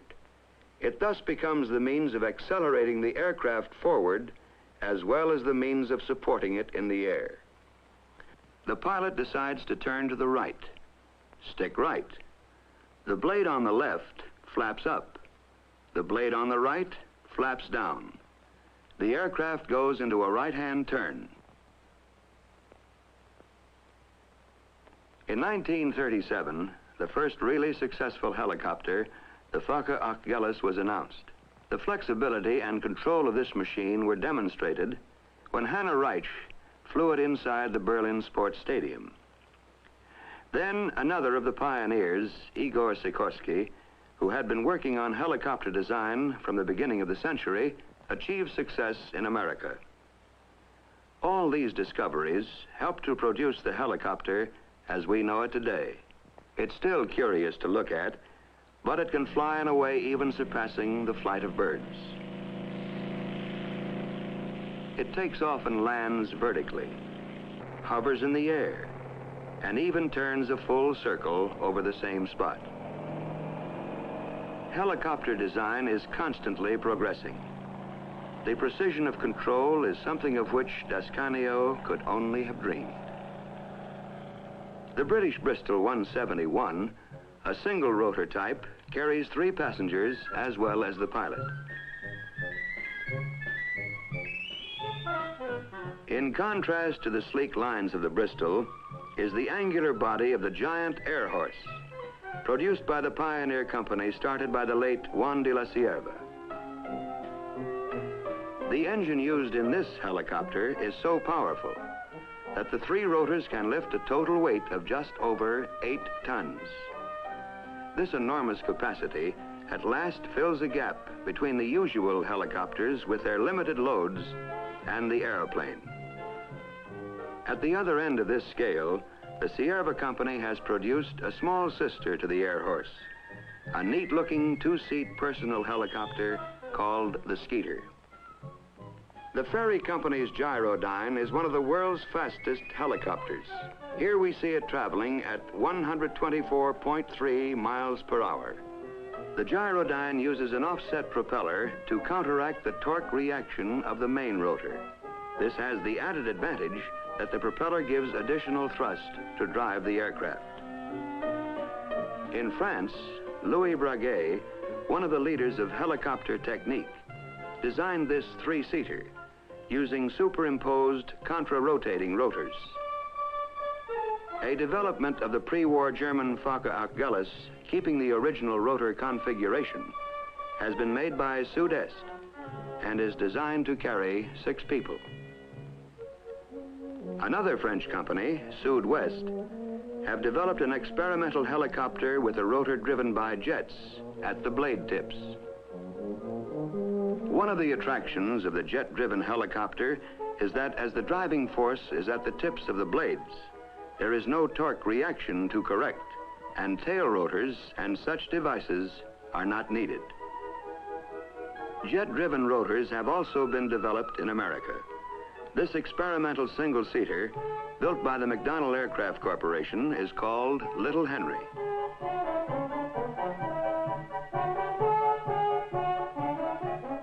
The no-hands flying of this Hiller Hornet demonstrates well the great stability of helicopters employing jet-driven rotors.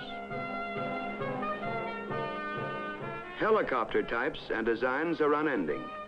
The silhouette of the Sikorsky S-51, one of the first helicopters to go into large-scale production, is familiar throughout the world. It flew the first certificated U.S. helicopter airmail route, speeding airmail from the Los Angeles airport to the downtown post office and on to adjacent communities. The Sikorsky, now being built in England by Westlands, has been used for experiments in carrying mail by night, flying blind between 2 large towns. These services portend the day when large helicopters like this Sikorsky S-55 and the Bell HH-12 will be in regular service, carrying mail, passengers, and cargo between nearby cities and surrounding suburban areas. Smaller Bell helicopters are now being used on the land with great success, spraying crops and cattle, dusting orchards where the downwash from the rotors directs insecticide over and under the leaves. Rotor downwash is also used for a strange form of harvesting. It's a simple way of gathering walnuts which can't be damaged by their forceful descent. The helicopter is serving in the expansion of our vital oil reserves, transporting exploration parties swiftly and economically to hard-to-reach locations. In addition, it can also serve as a work platform for precise geological readings.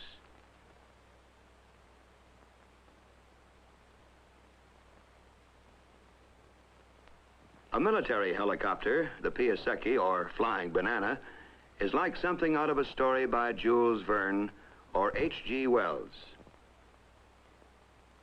The Kaman, a military trainer, employs twin intermeshing rotors. These eliminate the necessity of a tail rotor. For emergency rescue, the helicopter is unrivaled. It can transport the injured to a hospital or the stranded to safety, whether the scene of emergency is battle-torn terrain or the expanse of a storm-swept sea.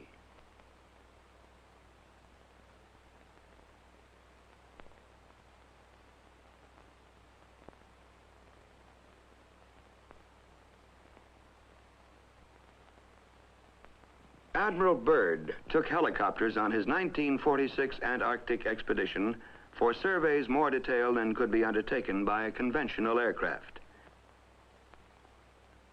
A good example of a small helicopter with an all-round view is the Hiller 360 with its Perspex bubble front. It is excellent for police control of traffic, aerial inspections, and similar work. The helicopter has provided new vantage points for the tourist. There is no better way of seeing the Grand Canyon. For herding cattle or elk, there is the comfort of a helicopter with its large field of vision and its ability to fly slowly. The helicopter has been used to do work that seemed impossible. Here, it speeds construction materials high up into the Welsh mountains to repair a dam.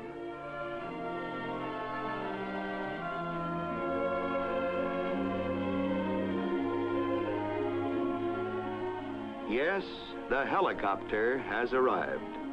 prehistoric to look at, but so versatile that it fills an important gap in transport. Rotary wing flight is now a reality. The helicopter is part of a fantastic future in which you and I may fly about in our own private aircraft. But we must not be led astray by a dream. The helicopter will not supplant the car or the airplane, but as chemists and engineers continue their unending search for better fuels and lubricants for flight, for lighter and more powerful gasoline engines, for more efficient jet engines, and for improved airframe designs, the helicopter will enable us to fly with a freedom we've never had before.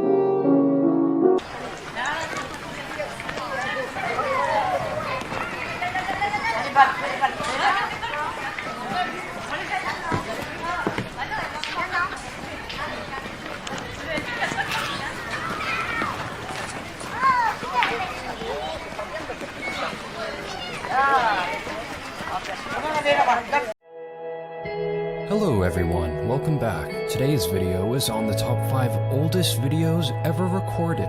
All of these videos were filmed by Thomas Edison, who invented one of the first working motion cameras. Number 5. The train silent film was recorded in 1897.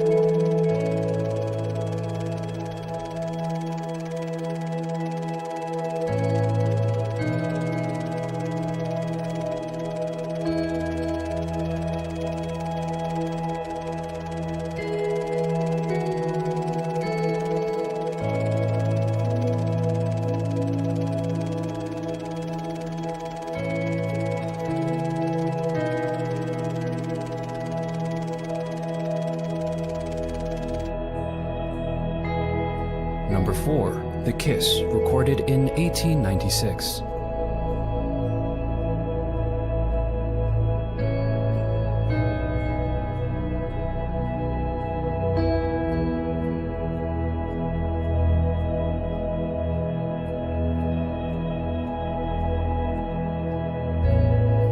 Number 3. Newark Athlete, recorded in 1891.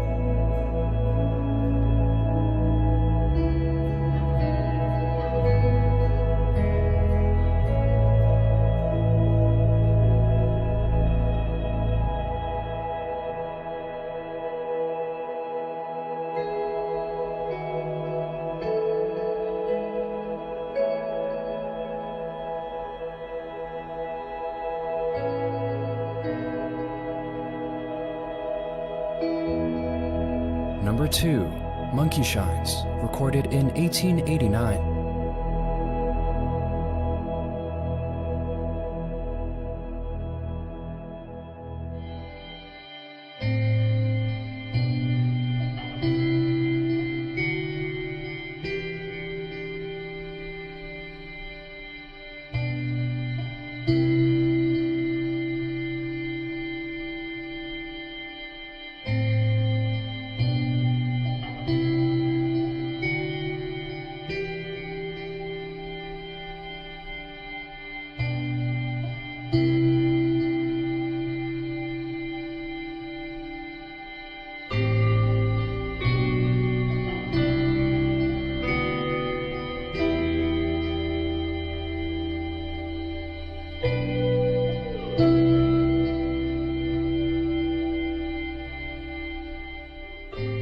And finally, number 1. The Garden Scene was recorded in 1888 and is the first video ever recorded.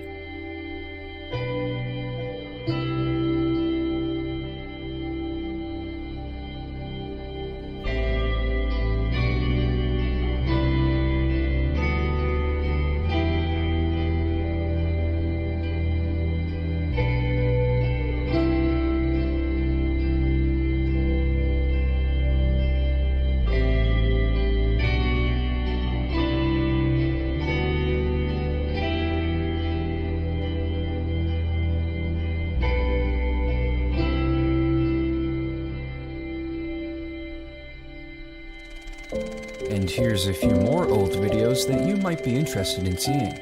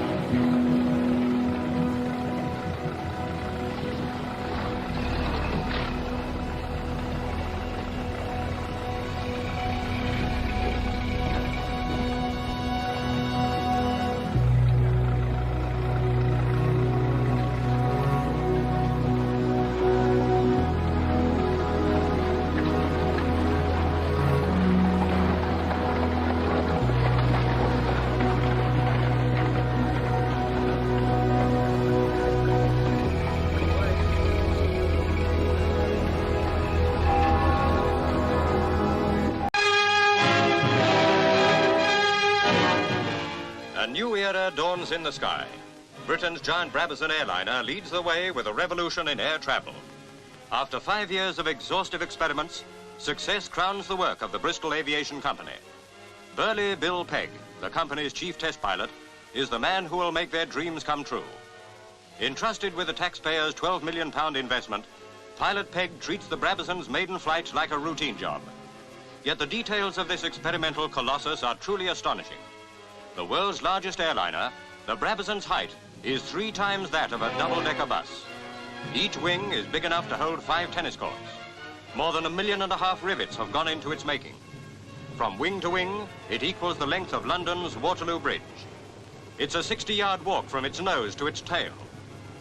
To get the feel of this giant, Bill Pegg spends almost an entire day in taxiing trials along the specially built 1.5 mile long runway.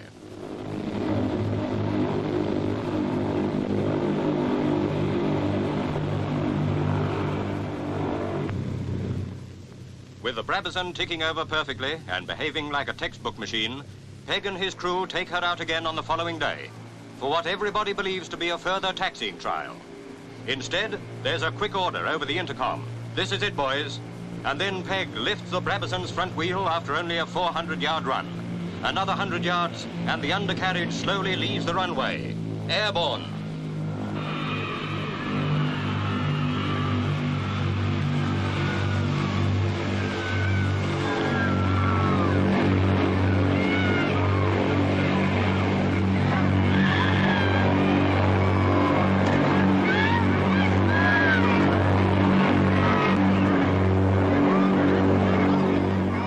Cheers greet the graceful-looking giant as she climbs to 4,000 feet and heads out over Down End to the River Avon. Average speed 160 miles an hour, nearly 100 below the estimated cruising speed. After a 25-minute maiden flight that made aviation history, Pegg turns in over Avonmouth to bring back the Brabazon to Filton Airfield.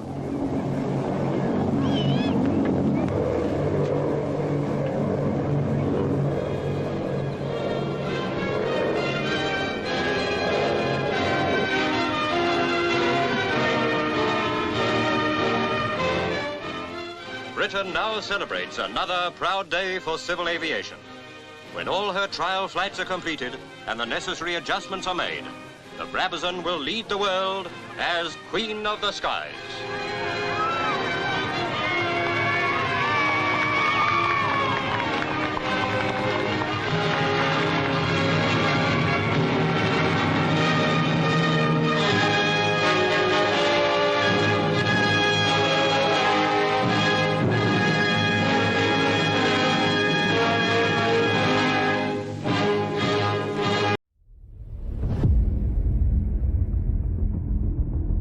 পৃথিবীতে এমন বহু jail রয়েছে যা বানানো হয়েছিল অপরাধীদের কঠিন শাস্তি দেওয়ার জন্য। তারই মধ্যে এমনও অনেক জেল রয়েছে যার নাম শুনলেই কয়েদিদের রাতের ঘুম উড়ে যায়। এমনই একটি জেল হলো সেলুলার জেল। স্বাধীনতা পূর্বে ভারতীয়দের উপর ইংরেজদের অত্যাচারের অন্যতম স্মারক হিসেবে ইতিহাসের পাতায় পরিচিত এই সেলুলার কিংবা কালাপানি জেল। এই জেলের প্রতিটা ইট সাক্ষী রয়েছে ভারতীয় স্বাধীনতা সংগ্রামীদের উপরে ব্রিটিশদের নির্মম অত্যাচারের। থ্রিলিং ফ্যাক্টসের আজকের ভিডিওতে আমরা জানতে চলেছি কালাপানি জেলের সেই সব নির্মম অত্যাচার সম্বন্ধেই। কেন কয়েদিরা এই জেলের নাম শুনলেই ভয়ে কেঁপে উঠত।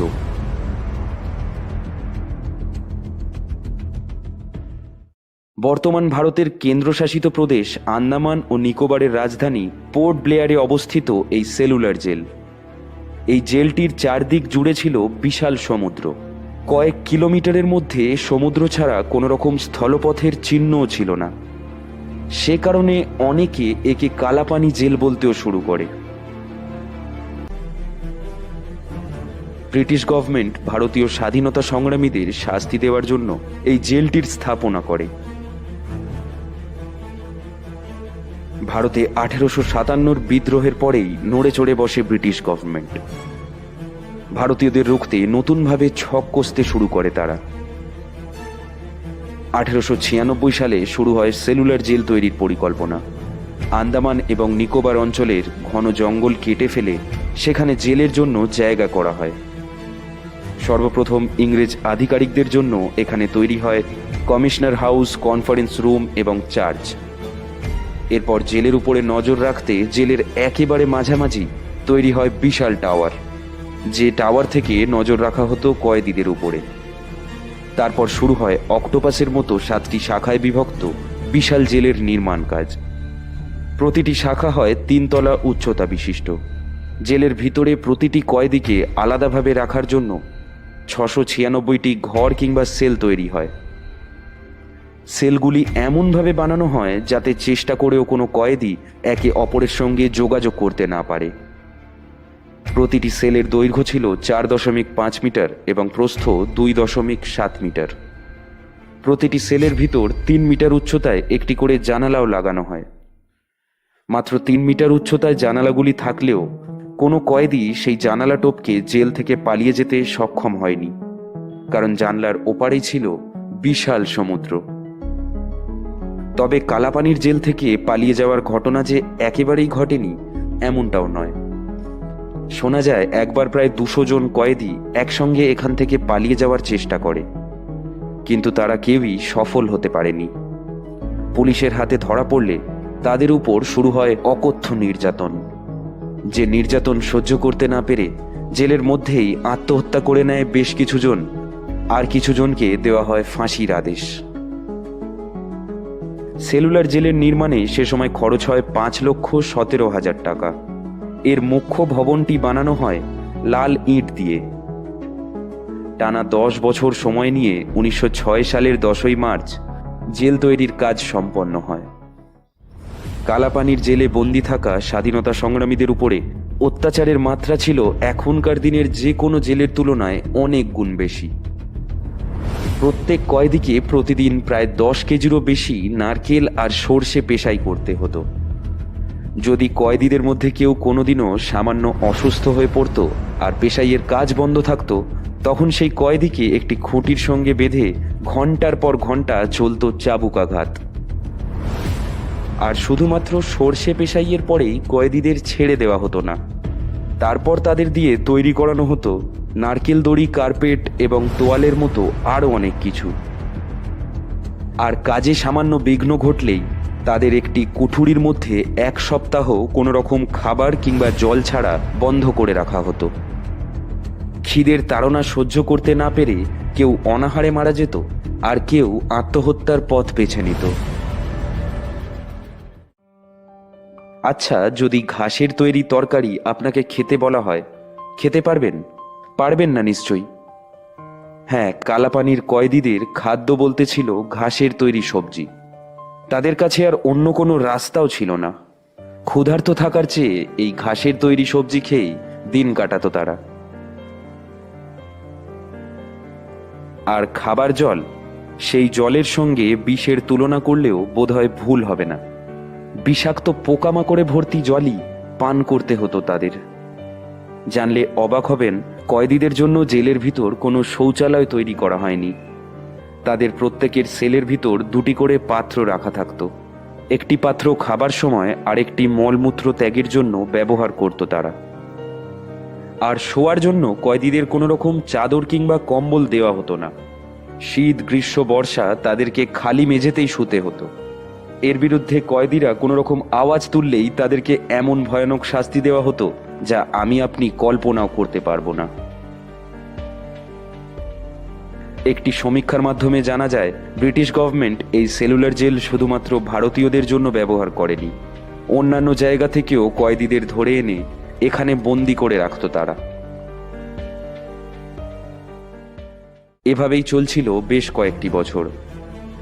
কিন্তু দ্বিতীয় বিশ্বযুদ্ধের সময় জাপানি শাসকেরা এই জেলের উপর কবজা করে আর ইংরেজদেরই এই জেলের ভিতর বন্দি করে ফেলে।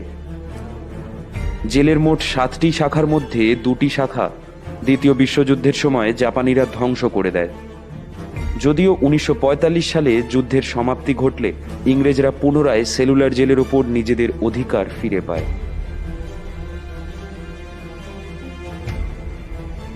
কালাপানির জেলে সাজা কাটানো বিপ্লবীদের মধ্যে আশুতোষ লাহিড়ী, আলী আহমেদ সিদ্দিকী, অমর সিং, বটুকেশ্বর দত্ত, অমৃতলাল হাজরা, ব্রজেন্দ্রনাথ দত্ত, নগেন্দ্রনাথ চন্দ, বিনায়ক দামোদর সাভারকার এবং ভূপেন্দ্রনাথ ঘোষের মতো আরও অনেক নাম জড়িয়ে রয়েছে। বর্তমান দিনে সেলুলার জেলের দেওয়ালে প্রত্যেকজন বীর শহীদের নাম পাথরের ফলকে খোদাই করে লেখা রয়েছে। এর সঙ্গে সেখানে একটি মিউজিয়ামও বানানো হয়েছে, যেখানে গেলে আপনি আজও সেই সব অস্ত্র দেখতে পাবেন যে অস্ত্রগুলি দিয়ে ব্রিটিশ পুলিশ অত্যাচার চালাতো ভারতীয় স্বাধীনতা সংগ্রামীদের উপর। ভারতের স্বাধীনতার পর সেলুলার জেলের 2টি শাখা নষ্ট করে দেওয়া হয়। টিকে থাকা বাকি 3টি শাখাকে 1969 সালে রাষ্ট্রীয় স্মারক ঘোষণা করা হয়।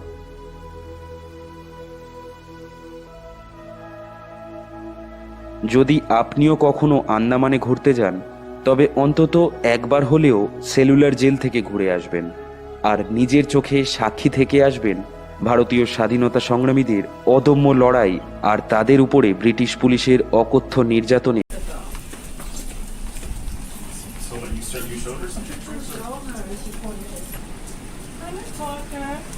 How are you? I am so excited, Miss Parker. So fun. There's this guy named Mark who collects all these old soundies, and he said you were listed in the documents as Miss Baker. Did that happen commonly, or? All the time. Like in the middle of all of them. We have 3 of these. They're both all cooking brown. Sleeping stuff.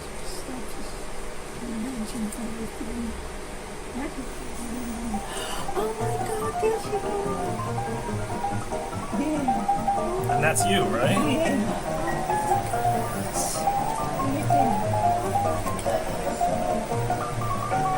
So were these shot in a real club, or was it like a?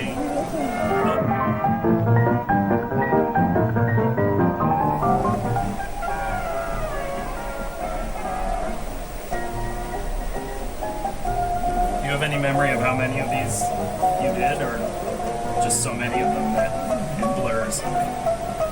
And there's so many different things.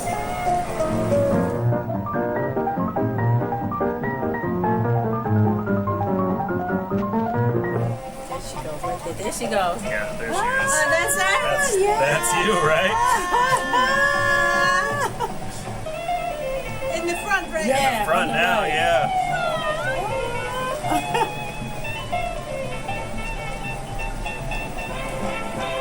Oh, there she goes. Yeah, this right in front. Right there.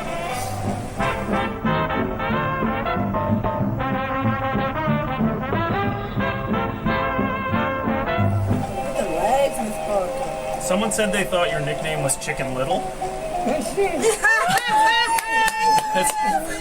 Was that your choice, or that just landed on you?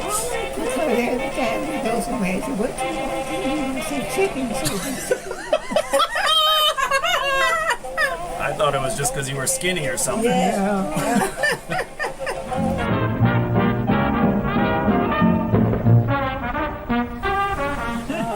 That's what I had. Someone sent me this picture. I think that's you. Yeah. Would you like to see it again? I love that. Look at this. Yeah, that's you. Don't mean a thing if it ain't got that swing. That's it. That's the song. That's the song. So, for how many years did you dance? Oh, that's all I ever did. That was it. sexy girl. I love that move. I love that shimmy. I love that. Shimmy is so good. I love that shimmy. Parker, go. Well, I finally believe you. I finally believe that you weren't making it all up. Well, how did it feel seeing yourself? Making me wish that I could get out of this bed and do it all over again. Seeing you perform live in your younger days, it's such an honor and a thrill. 2, 1. Bye-bye. I love you. Thank you so much. Okay. The famous Miss Barker. The famous. Always humble. Yeah. Always gracious. Yes. Always. Always.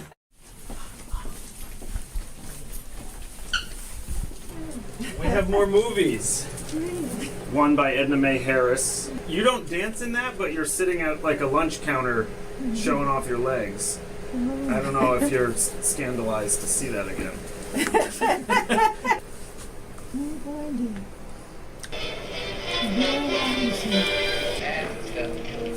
So there you are. You see yourself? Behind in the white dress. There you are. I wrote a song that's just too bad children it'll knock you dead. I know you all dance the Charleston. Oh, you gotta see this smile. You gotta see this smile. That's why, do just as I say, get up high. Don't you stop. And on the reverse is there behind you. Bill Robinson stomp. First you slide. All right, give it a noise. And you went right for the front. Right in the front. She's right there. I love that Miss Barker's right there. I did my share tomorrow night when the show opened up. I'm looking for all of you to do your share. Yes, she must be in there. I think so, but it's hard to spot anyone, but that looks like that could be you. Yeah. That's her. Wow, she always has the front stick. Oh my God, I'm afraid for anyone to fall off of there. I know. Can't be right, a leg ain't right. It can't be right if it's got a creak in it. It can't be right, a leg ain't right. It can't be right if it's got. Well, yes. No good. How do you feel, Miss Barker? Just fabulous. Oh. Fabulous to see this. Yeah. And remember all these things that was happening. I used to often say to myself, I am being paid to do something that I enjoy doing, and I would do it for free because it just felt so good doing it. Because that music, you know, I just could carry right in it. Yes. My mother told me she was getting ready to bathe me, and on the corner was a band playing. She had forgotten something, and she went back in the house to get it. And when she came, I was gone, and I was down there naked, just going dancing. It was in your blood. It was. I can see me down there naked, just a dancing. And you can see yourself. And then if the band would stop playing, and I'd look at them and, come on, let's get to going here. Let's get that on here. Thanks for coming. I gotta get your autograph one of these days on that print.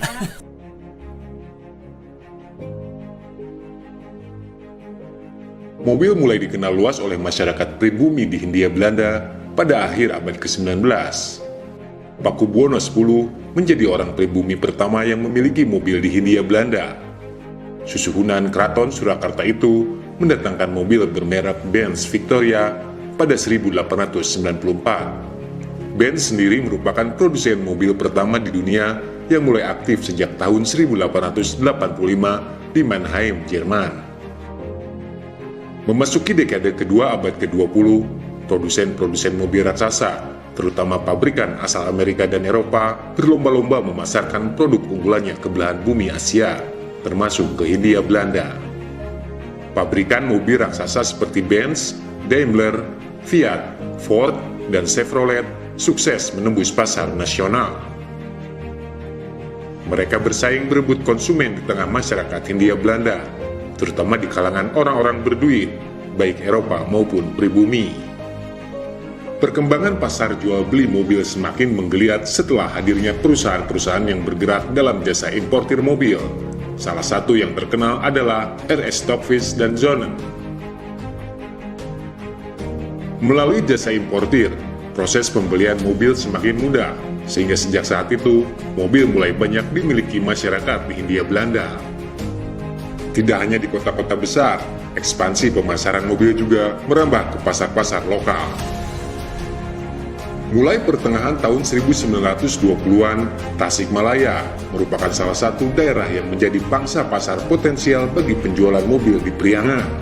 Pabrikan mobil raksasa asal Amerika Serikat seperti Chevrolet dan Ford tampil di urutan terdepan mendominasi geliat pasar penjualan mobil di Tasikmalaya.